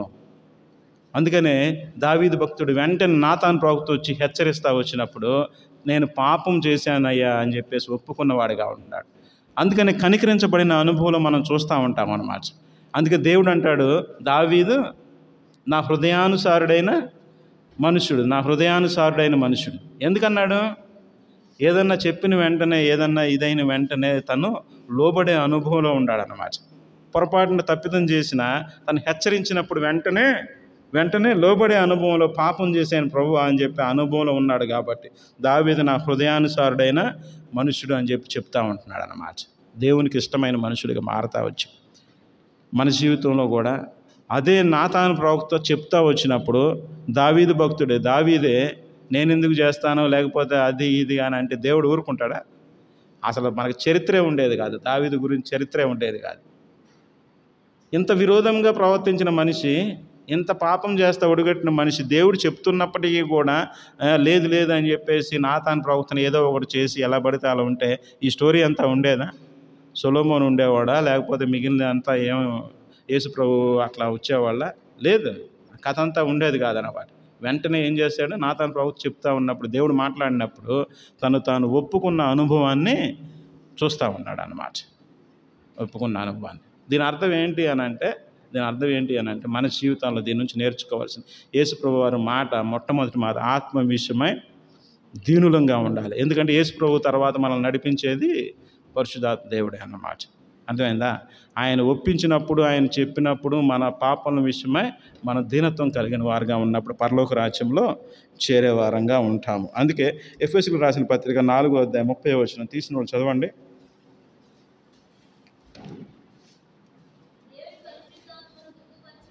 ఏం చేయొద్దు అంటున్నాడు?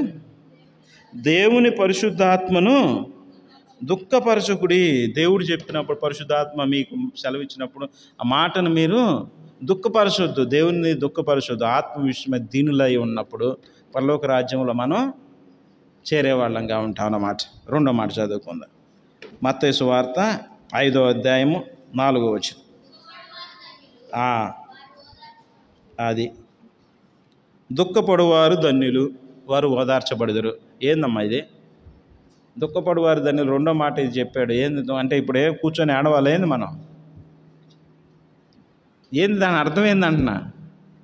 దుఃఖపడువారు ధన్యులు, వారు ఓదార్చబడుదురు అని ప్రభు చెప్తున్నాడు. అంటే దాని అర్థం ఏంటి? దేని విషయంలో దుఃఖపడాలి? దేవుని చిత్తానుసారమైన దుఃఖము అంటే లోక సంబంధమైన దుఃఖములు ఉంటాయి, దేవునికి సంబంధించిన దుఃఖాలు ఉంటాయి. ఉదాహరణకి యోహాను సువార్త 16 మనం చూస్తే మీ దుఃఖము సంతోషమగునని రాయబడతా వచ్చు. 16:20 యోహాను సువార్త 7వ కూడా చదువు. 6వ.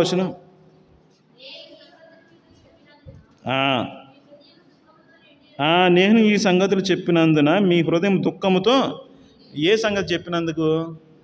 నేను కొంత సమయానికి, కొంతకాలానికి నేను ఈ లోకం నుంచి వెళ్ళిపోతానయ్యా అని చెప్పి శిష్యులతో చెప్పాడనమాట. శిష్యులతో చెప్పినప్పుడు శిష్యులు ఎలా ఉంటారు అప్పుడు? అన్నీ నువ్వే అని చెప్పి నమ్ముకుంటే, నువ్వు వెళ్ళిపోతానంటే ఎట్లా అని చెప్పేసి ఎవరైనా ప్రియమైన వారు అట్లా అంటే బాధగా ఉండేది కదా, దుఃఖపడతా ఉన్నారు. కానీ ఆయన వెళ్ళుటను బట్టే మనకు సంతోషం. అప్పుడు దుఃఖపడవచ్చు. ఆయన అక్కడే ఉంటే మన పాపం విమోచన లేదు కదా. అర్థమైందా?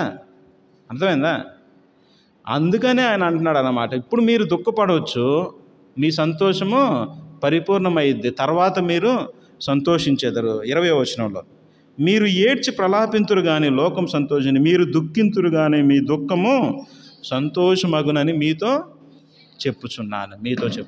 మీ దుఃఖం ఏమైందంట? సంతోషం అయింది అన్నమాట. మరి ఏం దుఃఖం ఇది? ఎలాంటి దుఃఖము? ఇక్కడే ఇంకా మనం మాటలు చదువుకుంటే కొన్ని చోట్ల ఒక స్త్రీ గర్భంతో ఉన్నప్పుడు సువార్త విషయమే భారం కలిగిన వారంగా ఉండాలి, నశించిపోయే ఆత్మల విషయమే దుఃఖపడేవారిగా ఉండాలి, ప్రార్థించేవారిగా ఉండాలి. వీటన్నిటి విషయంలో మనం ఉన్నప్పుడు అలాంటి విషయాల్లో దైవ చిత్తానుసారమైన, కొరింథీ పత్రికలో చెప్పినట్టు దైవ చిత్తానుసారమైన దుఃఖంలో మనం ఉన్నప్పుడు, వారి గురించి ప్రార్థన చేస్తూ వచ్చినప్పుడు మన దుఃఖం ఏమైంది? సంతోషంగా మార్చబడింది. మన నోటి నిండా ఏముంటుంది? నవ్వు ఉంటుంది. సంతోషంగా మనం ఉంటాం అన్నమాట. దేవుడు చెప్పే రెండో మాట, దుఃఖపడు వారు ధన్యులు, వారు ఓదార్చబడే అనుభవం ఉంటాం అన్నమాట. ఇంకా 126 మనం చదివితే 5వ కన్నీళ్లు విడుచు విత్తువారు సంతోషగానముతో పంట కోసేదారు. కన్నీళ్లు విడుచు విత్తువారు. విత్తేది ఏంటిది? దేవుని వాక్యం. విత్తనం దేనికి సాదృశ్యం? దేవుని వాక్యానికి సాదృశ్యం విత్తనం. తెలుసు కదా, మత్తయి సువార్త 13 విత్తువాడు విత్తుటకు బయలుదేరగా కొన్ని విత్తనాలు అక్కడ ఇక్కడ ఎక్కడో పడినాయి. తెలుసుగా మనందరికీ. కొన్ని రాతి నేలన పడినాయి, కొన్ని త్రోవ పక్కన పడినాయి మొట్టమొదటి, తర్వాత రాతి నేలన పడినాయి, కొన్ని ముండ్ల పొదలో పడినాయి, కొన్ని మంచి నేలన పడినాయి. ఇవన్నీ మనకు తెలుసు కదా ఉపమానం అంతా. ఇప్పుడు ఆ ఉపమాన భాగంలో శిష్యులు అడుగుతూ వచ్చినప్పుడు విత్తనం అంటే ఏమన్నాడు దేవుడు? విత్తనం దేవుని వాక్యానికి సాదృశ్యమైనది. కన్నీళ్లు విడుచు విత్తువారు అంటే దుఃఖపడతా అంటే దేవుని వాక్యం కోసం తపన కలిగిన వాళ్ళు, దాన్ని ఆశించిన వాళ్ళు సంతోషగానముతో పనలు కోసేవారుగా ఉంటారు. ఎన్నోసార్లు కీర్తన గ్రంథం 50వ మనం చూస్తూ వచ్చే 17వ దిద్దుబాటు నీకు అసహ్యము కదా, ఎన్నోసార్లు నీవు నా మాటలను నీ వెనుకకు త్రోసివేసిన వాడిగా ఉన్న మాటలు, అంటే దేవుని వాక్యాన్ని మనం వెనక వేసిన వారంగా ఉంటాం. అలాంటి సందర్భాల్లో మనం దుఃఖపడి దేవుని వాక్యం నిమిత్తం ఆశ కలిగిన వారంగా ఉన్నప్పుడు, ఆత్మల ఎడల దుఃఖం కలిగిన వారంగా ఉన్నప్పుడు, దేవుని వాక్యం నిమిత్తం దుఃఖం కలిగిన దైవ చిత్తానుసారమైన దుఃఖం కలిగిన వారంగా ఉన్నప్పుడు మన దుఃఖం ఏమైందంట? తీసివేయబడి సంతోషంగా మార్చబడిద్ది. మనం ఓదార్చబడతాము అనేది మనం చూస్తూ ఉన్నామాట. దుఃఖపడు వారు ధన్యులు, వారు ఓదార్చబడుదురు.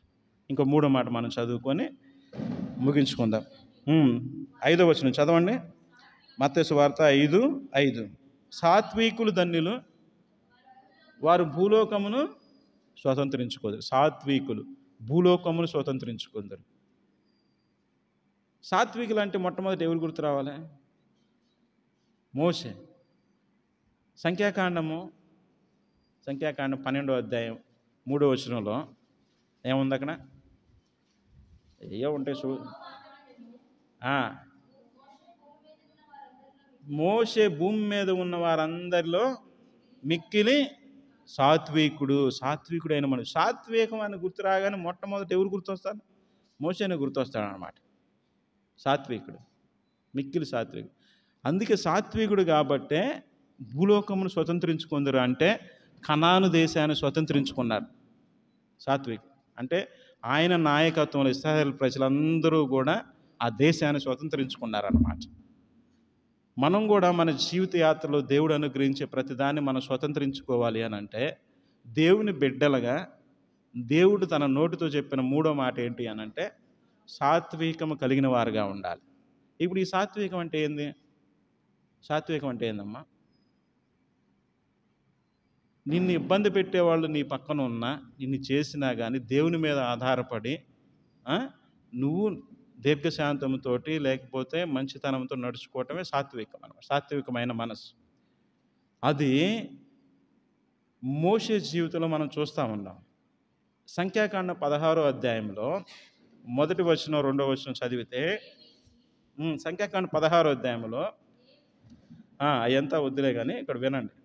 16వ అధ్యాయం మనం చదివితే 2-3 వచనాలు 4-5 వచనాలు మనం చదివితే, ఇశ్రాయేలు ప్రజలు నడుచుకుంటూ అరణ్య మార్గంలో మోషే నాయకత్వంలో బయలుదేరి వస్తున్నారు.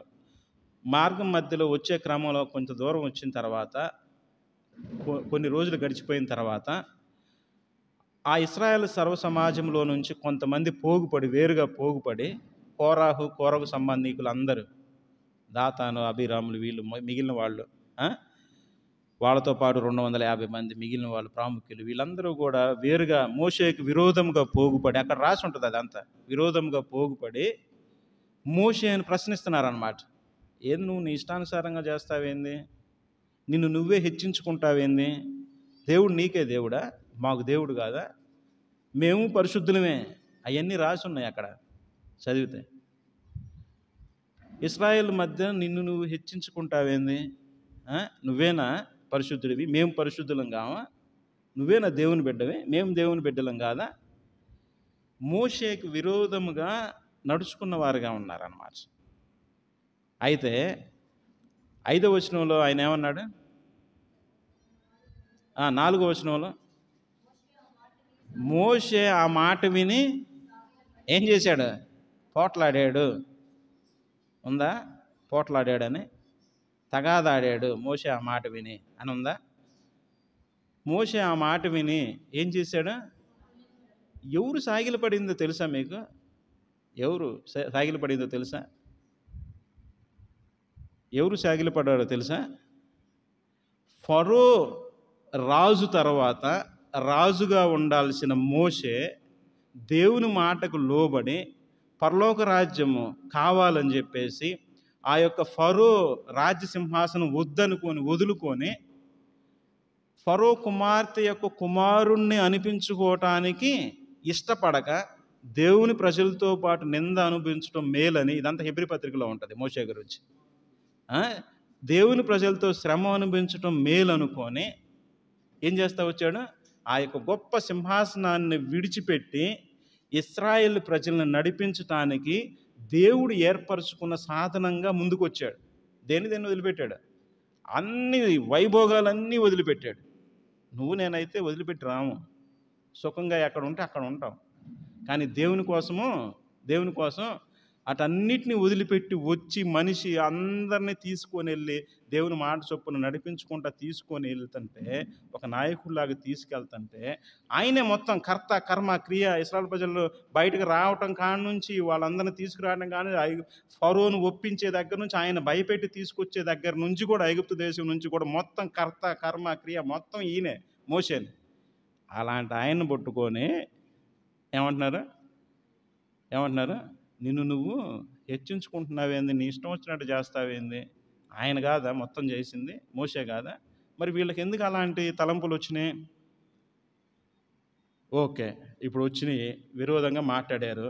ఇప్పుడు మోషే ఏమంటాడు?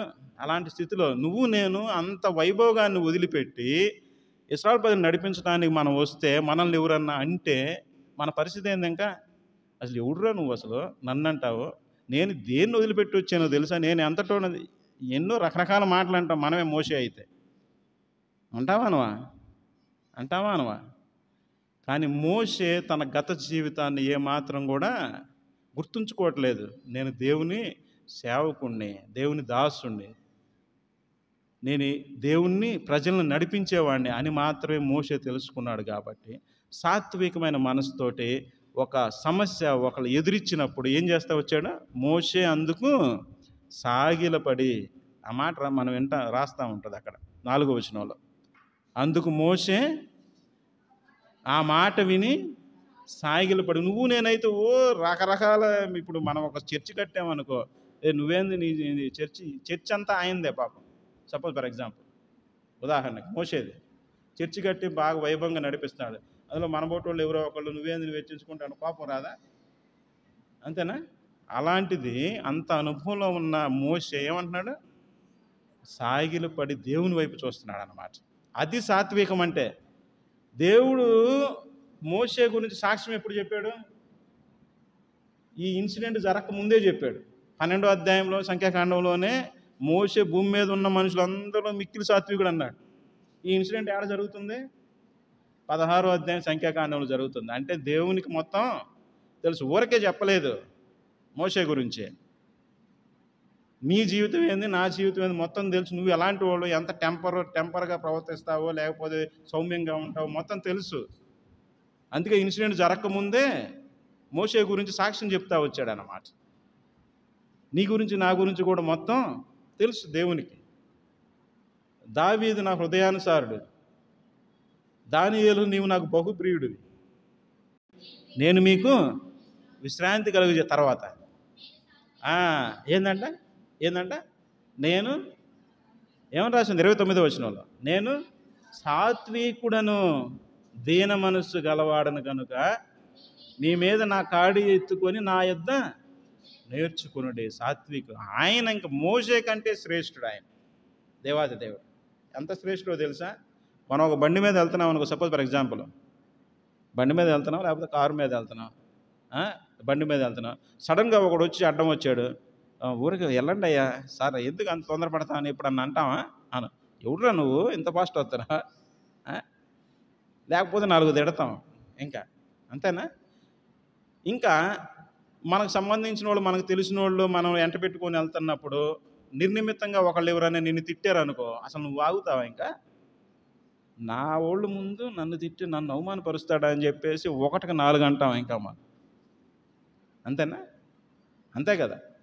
కానీ మోషే అలా చేయలేదు. దాంతోపాటు యేసు ప్రభువు కూడా అలా చేయలేదు. యేసు ప్రభువు కూడా అలా చేయలేదు. ఎలాగా యేసు ప్రభు శిష్యుల్ని ఏర్పరచుకున్న తర్వాత ఎన్నో అద్భుతాలు చేస్తూ వచ్చాడు. అంతేనా?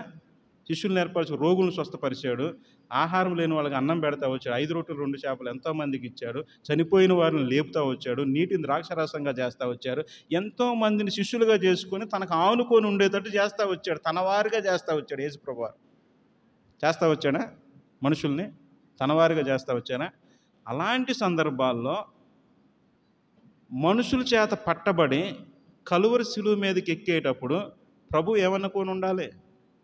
వీళ్ళందరి ముందు వీళ్ళు నా దగ్గర అన్నీ నేర్చుకొని, లేకపోతే నేను అన్నీ చేస్తూ వచ్చాను, వీళ్ళ ముందు నా పరువు తీసేటట్టు ఉండాలి. లేకపోతే నేను ఇట్లా అవ్వటం ఏంది అని అనుకొని ఉండొచ్చా? తను తాను కొంచెం ఫీల్ అయ్యి ఉండొచ్చా? లేకపోతే ఫీల్ అయ్యి ఏమన్నా అని ఉండొచ్చు కదా? ఏమన్నా అన్నాడా? ఏమనలేదు. యేసు ప్రభు జీవితం జ్ఞాపకం చేసుకుంటే ఆయన ఎన్నో లేఖనాలు మనం చూస్తా ఉన్నాం. తను చెంపలను అప్పగించాడు పెరికేవారికి, గడ్డం పెరికేవారికి తన చెంపలను అప్పగించాడు. తర్వాత తల మీద ముండ్ల కిరీటం పెట్టబడతా వచ్చి ఎన్నో ఎవరి ముందు అని అంటే తను ఎంతగానో స్నేహించిన తన స్నేహితుల ముందు, తన శిష్యుల ముందు, తన అమ్మ నాన్నల ముందు, లేకపోతే తన రక్త సంబంధికుల ముందు, తన అందరి ముందు కూడా అవమానపరచబడతా వచ్చాడు. అయినప్పటికీ కూడా నోరు తెరవలేదు. సాత్వికమైన మనసు కలవాడు. నేను సాత్వికుడును దీన మనసు కలవాడిని కనుక నా యొద్ద నేర్చుకొనడి. సాత్వికులు ధన్యులు, వారు భూలోకమును. అందుకే సర్వభూమి కూడా ప్రభు అయిన యేసుక్రీస్తు వారి నామం ఒప్పుకునేదంట. ఫిలిప్పీ రాసిన పత్రిక 2వ అధ్యాయం 7-8 వచనాలు చదవండి. ఫిలిప్పీ రాసిన పత్రిక ఆ ఆ ఆ ఆ ఆ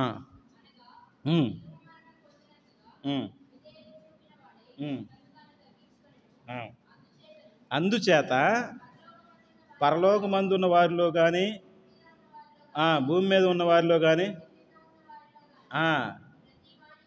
ప్రతి వాని మోకాలు, భూమి మొత్తం ఇంకా ఆయనకే ఇవ్వబడింది, అధికారం ఇవ్వబడతా వచ్చింది. భూలోకం స్వతంత్రించుకున్న అంత సాత్వికుడు కాబట్టి ప్రతి వాని మోకాలు యేసునామమున వంగునట్లును, ప్రతి వాని నాలుకయు ఆయనే ప్రభువు అని ఒప్పుకున్నట్లును దేవుడు అందరికంటే ఎక్కువగా యేసు ప్రభు వారిని హెచ్చించిన వాడిగా ఉన్నాడు అన్నమాట.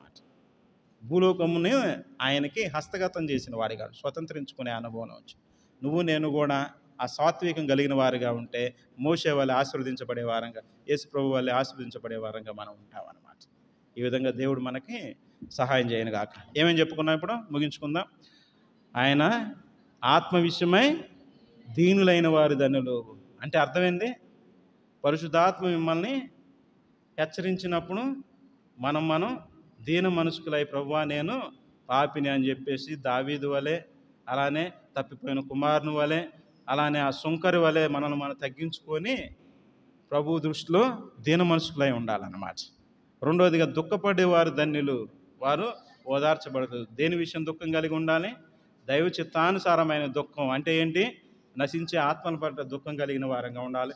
దేవుని వాక్యం పట్ల దుఃఖం కలిగిన వారంగా ఉండాలి. మూడవదిగా సాత్వికులు ధన్యులు, వారు భూలోకమును స్వతంత్రించు. సాత్వికులు అంటే ఏంది? ఇప్పుడు ఇక్కడ మోషే భూమి మీద మిక్కిలి సాత్వికుడు, యేసు ప్రభు వారు మిక్కిలి సాత్వికుడు. అందుకనే దేవుడు వారికి కనాను దేశాన్ని మోషేకి అనుగ్రహించాడు. ఈ లోకం మొత్తం కూడా దేవుని నామమున ప్రజలందరూ కూడా ఆయన మోకాలు యేసు ప్రభువే ప్రభు అని ఒప్పుకున్నట్లు ప్రతి వాని మోకాలు ఆయన నామమును వంగిదండి. ప్రతి నాలుక కూడా యేసు ప్రభు అని ఒప్పుకుంటారంట. అంత గొప్ప ఆధిక్యతను దేవుడు అనుగ్రహించిన వాడిగా ఉంది. మన జీవితం దేవుని ఇదన్నమాట. ఈ ప్రసంగం అంతా అయిపోయిన తర్వాత దేవుడు ఒక మాట చెప్పాడు. ఏం చెప్పాడు? కొండ మీద ప్రసంగం అంతా అయిపోయిన తర్వాత ఈయన మాటలు విని వాటి చొప్పున చేయు ప్రతివాడు ఏందండి బండ మీద తన ఇల్లు కట్టుకొనిన బుద్ధిమంతుని పోలి ఉండును. వాన కురిసెను, వరదలు వచ్చెను, గాలి విసిరి ఆ ఇంటి మీద కొట్టెను, కానీ దాని పునాది బండ మీద వేయబడినందున అది పడలేదు. అయితే ఈయన మాటలు విని వాటి చొప్పున చేయని ప్రతి వాడును ఇసుక మీద తన ఇల్లు కట్టుకొనిన బుద్ధిహీనుని పోలి ఉండును. వాన కురిసెను, వరదలు వచ్చెను, గాలి విసిరి ఆ ఇంటి మీద కొట్టెను, కానీ దాని పునాది ఇసుక మీద వేయబడినందున అది పడిను, దాని పాటు గొప్పదని చెప్పాను. మాటలన్నీ కొండ మీద ఇంత నోరు తెరిచి బోధించను అని చెప్పిన తర్వాత ఈ విధంగా ఎక్స్ప్లెయిన్ చేస్తే అక్కడున్న ప్రజలకి చివరిన యేసుప్రభు అనే మాట ఇదే అన్నమాట. నేను ఇంతలా చెప్తున్నాను, ఈ మాటలు విని దీని చొప్పున చేస్తే కొండ మీద ఇల్లు కట్టుకున్నవాడు బుద్ధిమంతుడిగా ఉంటావు, లేకపోతే నీ ఇష్టం అని చెప్పేసి అంటున్నాడు అన్నమాట. సాయంకాల సమయంలో మనం కూడా పరిశీలించుకోవాలి. ఓకేనా? ఆత్మ విషయం దీనులంగా ఉన్నామా లేదా, దుఃఖపడే వారంగా ఉన్నామా లేదా, లేకపోతే సాత్వ్యం కలిగిన వారంగా ఉన్నామా లేదా పరిశీలించుకొని ఆ విధంగా మనము దేవుని బిడ్డలంగా ముందుకెళ్ళే వాళ్ళంగా, దేవుని ప్రేమను పంచే వాళ్ళంగా ఉండాలన్నమాట. ప్రార్థన చేసుకుందాం.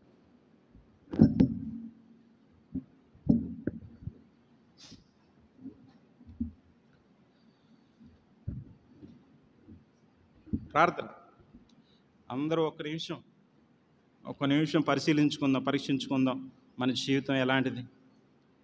ఆయన నోరు తెరిచి గొప్ప మాటలు పాపిలైన మనల్ని నడిపించటానికి ఈ లోకంలో గొప్ప మాటలు చెప్తా వచ్చాడు. ఆత్మ విషయమై దీనులైన వారు ధన్యులు అన్నారు, దుఃఖపడు వారు ధన్యులు అన్నారు, సాత్వికులు ధన్యులు అన్నారు. ఈ 3 అనుభవాలు మనం చూస్తూ వచ్చాం. ఎంత గొప్ప అనుభవంలోకి వీటిని నడిపిస్తూ వచ్చారు ఇలాంటి వారు. మనం కూడా ఆ స్థితిలో ఉన్నట్టు దేవుడు మనకు సహాయం చేయను గాక. మన జీవితం పరిశీలించుకుందాం. అలాంటి స్థితి లేకుండా ఉంటే మన జీవితంలో దేవుని క్షమాపణ అడుగుదాం. దేవుని యొద్ద నుండి నీతిమంతులంగా తీర్చబడిన వారంగా, ఆ సుంకరు ఏ విధంగా నీతిమంతుడిగా తీర్చబడ్డాడు, ఆ విధంగా మనం కూడా నీతిమంతులుగా తీర్చబడి దేవుని సన్నిధిలో సంతోషంగా వెళ్ళే వారంగా ఉందాం. ప్రార్థన చేసుకుందాం. ప్రేమగల పరిశుద్ధుడా, నివాసమైన దేవ, ఘనమైన పరిశుద్ధమైన ప్రశస్తమైన ఉన్నతమైన నామమును బట్టి మీకు ఎన్నో వందనాలు స్తోత్రాలు చెల్లిస్తూ ఉన్నాం. మా వినికుడిలోకి తీసుకొచ్చిన మీ లేఖన భాగములంతటిని బట్టి వందనాలు ప్రభా. నా తండ్రి నాయన, మరి మీ దగ్గర మాటలు నా తండ్రి ఆనాడు నాయన కొండ మీద ఉన్న జనులకు వినిపిస్తూ వచ్చారు, నోరు తెరిచి బోధిస్తూ వచ్చారు. అవే మాటలు నా తండ్రి నాయన మరి ఈనాడు కూడా మీరు జ్ఞాపకం చేసుకున్న తండ్రి నాయన, మరి మా విశ్వాస జీవితంలో ముందుకు నడిపించే విషయంలో తండ్రి ఈ మాటలే ఎంతో శ్రేష్టమైనవిగా, ఈ మాటలే నా తండ్రి మమ్మల్ని నడిపించేవిగా, జీవమునిచ్చేవిగా ఉంటున్నందుకు వందనాలు ప్రభా. నా తండ్రి నాయన, ఆ మాటల్లో నుంచి నా తండ్రి నాయన మరి ఆత్మ విషయమే దీనులైన వారు ధన్యులని సెలవిస్తూ వచ్చారు. నా తండ్రి పరిశుద్ధ ఆత్మ దేవుడు నా తండ్రి నాయన మమ్మల్ని నాయన నీతి విషయం, పాపం విషయమే, లోకం విషయమే, తీర్పు విషయం ఒప్పింపజేస్తూ వచ్చినప్పుడు నా తండ్రి మేము నా తండ్రి నాయన దీన మనస్కులంగా నా తండ్రి నాయన పాపం ఒప్పుకునే స్థితిలో ఉండి పరలోక రాజ్యం వారసులు అయ్యే వారంగా నన్ను మమ్మల్ని జ్ఞాపకం చేసుకుంటున్నాండి. ఇంకా మేము ఏమైనా పాపంలో పట్టబడి ఉంటే దయతో మమ్మల్ని క్షమిస్తూ నా తండ్రి నాయన మా పాపం నుంచి మమ్మల్ని విడిపిస్తూ నా తండ్రి నీతికి వారసులుగా చేస్తూ రమ్మని ప్రార్థిస్తున్నాం తండ్రి. ఆ రీతిగా నా తండ్రి దుఃఖపడేవారు ధన్యులని సెలవిస్తూ వచ్చారు. నా తండ్రి నాయన లోక సంబంధమైన దుఃఖం కాకుండా నా తండ్రి నాయన దైవ చిత్తానుసారమైన దుఃఖంలో మేము ఉన్నట్లు, ఆత్మల ఏడల రచించిపోయే ఆత్మల ఏళ్ళ దుఃఖం కలిగిన వారంగా ఉన్నట్లు, ఆయన మీ వాక్యం ఏళ్ళ దుఃఖం కలిగిన వారంగా ఉన్నట్లు మమ్మల్ని జ్ఞాపకం చేసుకుంటారండి. ఎలా అనగా నా తండ్రి వీటి విషయంలో దుఃఖం కలిగిన వారంగా ఉంటే నాయన మరి మీరు సంతోషాన్ని ఇచ్చే దేవుడు, ఓదార్చే దేవుడు నా తండ్రి ఆయన, మా నోటి నిండా నవ్వు ఉంచే దేవుడు అయినందుకు వందనాలు స్తోత్రాలు చెల్లిస్తూ ఉన్నాం. ఆ రీతిగా నా తండ్రి సాత్వికులు ధన్యులు వారు భూలోకం స్వతంత్రించుకుందరు. ఆయన మీ మాట ఎంతో శ్రేష్టమైన తండ్రి. ఆయన మా జీవితంలో ఆ సాత్వికం కలిగిన వారుగా ఉన్నట్లు సాయం చేస్తారండి. మోషేని జ్ఞాపకం చేస్తూ వచ్చారు. క్లిష్టమైన పరిస్థితుల్లో నా తండ్రి తన సాత్వికాన్ని విడిచిపెట్టకుండా నా తండ్రి మీ వైపు చూస్తూ వచ్చాడు. ఇంకా నా తండ్రి నాయన యేసు ప్రభువారు నా తండ్రి కలువరి శిలువ మీద కూడా నా తండ్రి అవమానాలు పొందుతూ వచ్చాడు. నాయన ఘోరమైన దెబ్బలు, అవమానాలు, నిందలు నా తండ్రి ఎన్ని పొందినప్పటికీ ఆయన మా దేవుడు, మా రక్షకుడు నా తండ్రి నాయన సాత్వికుడు నా తండ్రి. అందుకే నాయన మరి లోకమంతటి పైన అధికారం అనుగ్రహించిన వారుగా ఉన్నారు. ప్రతి వాని నాలుక యేసు ప్రభువును ఒప్పుకున్నట్లు, ప్రతి వాని మోకాలు యేసు నామమును వంగునట్లు ఎంతో గొప్పగా నాయన ప్రభువారిని హెచ్చిస్తూ వచ్చిన మీ ప్రేమంతను బట్టి వందనాలు. అటు స్థితిలో మేము ఉందుము గాక నా తండ్రి, సాత్వికమైన మనసు కలిగి నడుచుకుందుము గాక సాయం చేస్తూ రమ్మని ప్రార్థిస్తున్నాం తండ్రి. ఇంతవరకు మీ సన్నిధి సహవాసం మాకు తోడుగా ఉంచుతూ వచ్చారు. ఆయన కూడి వచ్చిన ప్రతి బిడ్డను పేరు పేరు జ్ఞాపకం చేసుకుంటారండి. యవన కాలంలో తొట్టిల్లకుండా ఉన్నట్లు సాయం చేస్తురండి. వారి చదువులో తోడుగా ఉంటురండి, వారి భవిష్యత్ జీవితంలో తోడుగా ఉంటురండి. ఆయన వారు ఏ మార్గం మంది నడుచుకోవాలన్న తండ్రి మీ కృపలో జ్ఞాపకం చేసుకుంటూ రమ్మని ప్రార్థిస్తున్నావు తండ్రి. ఎల్లవేళలా ప్రతి పరిస్థితుల్లో తండ్రి నా దేవుడు, నా రక్షకుడు, నా విమోచకుడు, నన్ను నడిపించే దేవుడు, నన్ను విడిచిపెట్టిన దేవుడు అని గొప్ప సాక్ష్యం కలిగిన తండ్రి, మీ యందు ఎల్లప్పుడూ ధైర్యం కలిగిన తండ్రి, ఎప్పుడూ కూడా మీ కృపాసనం దగ్గరికి సంతోషంతో ఆనందంతో వచ్చేవారుగా ఉన్నట్లు సాయం చేస్తూ రమ్మని యేసు ప్రభువు వారి అత్యున్నతమైన పరిశుద్ధమైన నామములో మిమ్మల్ని స్తుతించి ప్రార్థించి అతి వినయం తడి వేడుకొంచున్నాం తండ్రి. ఆమెన్. మన తండ్రి అయిన దేవుని యొక్క ప్రేమయు, ఆయన కుమారుడైన యేసుక్రీస్తు వారి కృపయు, పరిశుద్ధాత్మ దేవుని యొక్క నేను సహవాసం ఆయన బిడ్డలమైన మనకు సార్థక సంఘాలు సకల పరిశుద్ధులకు ఇప్పుడు ఎల్లప్పుడూ తోడై నడిపించునుగాక. ఆమెన్.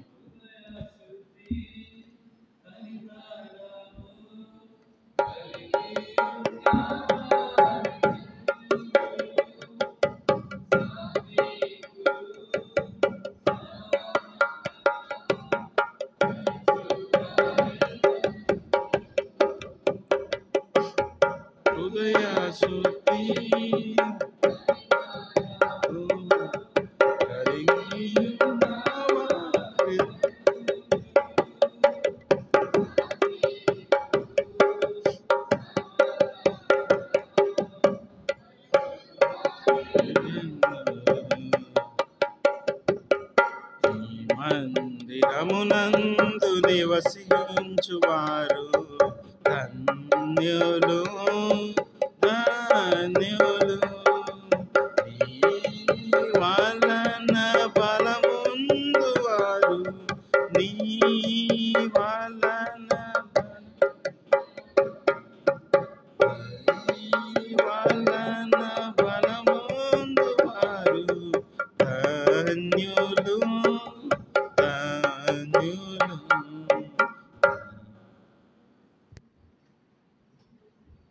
Praise lord.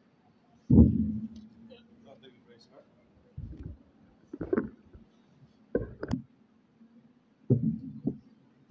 సాంగ్స్ పుస్తకం ఇక్కడ పెట్టండి. తీసుకెళ్ళి వాళ్ళని.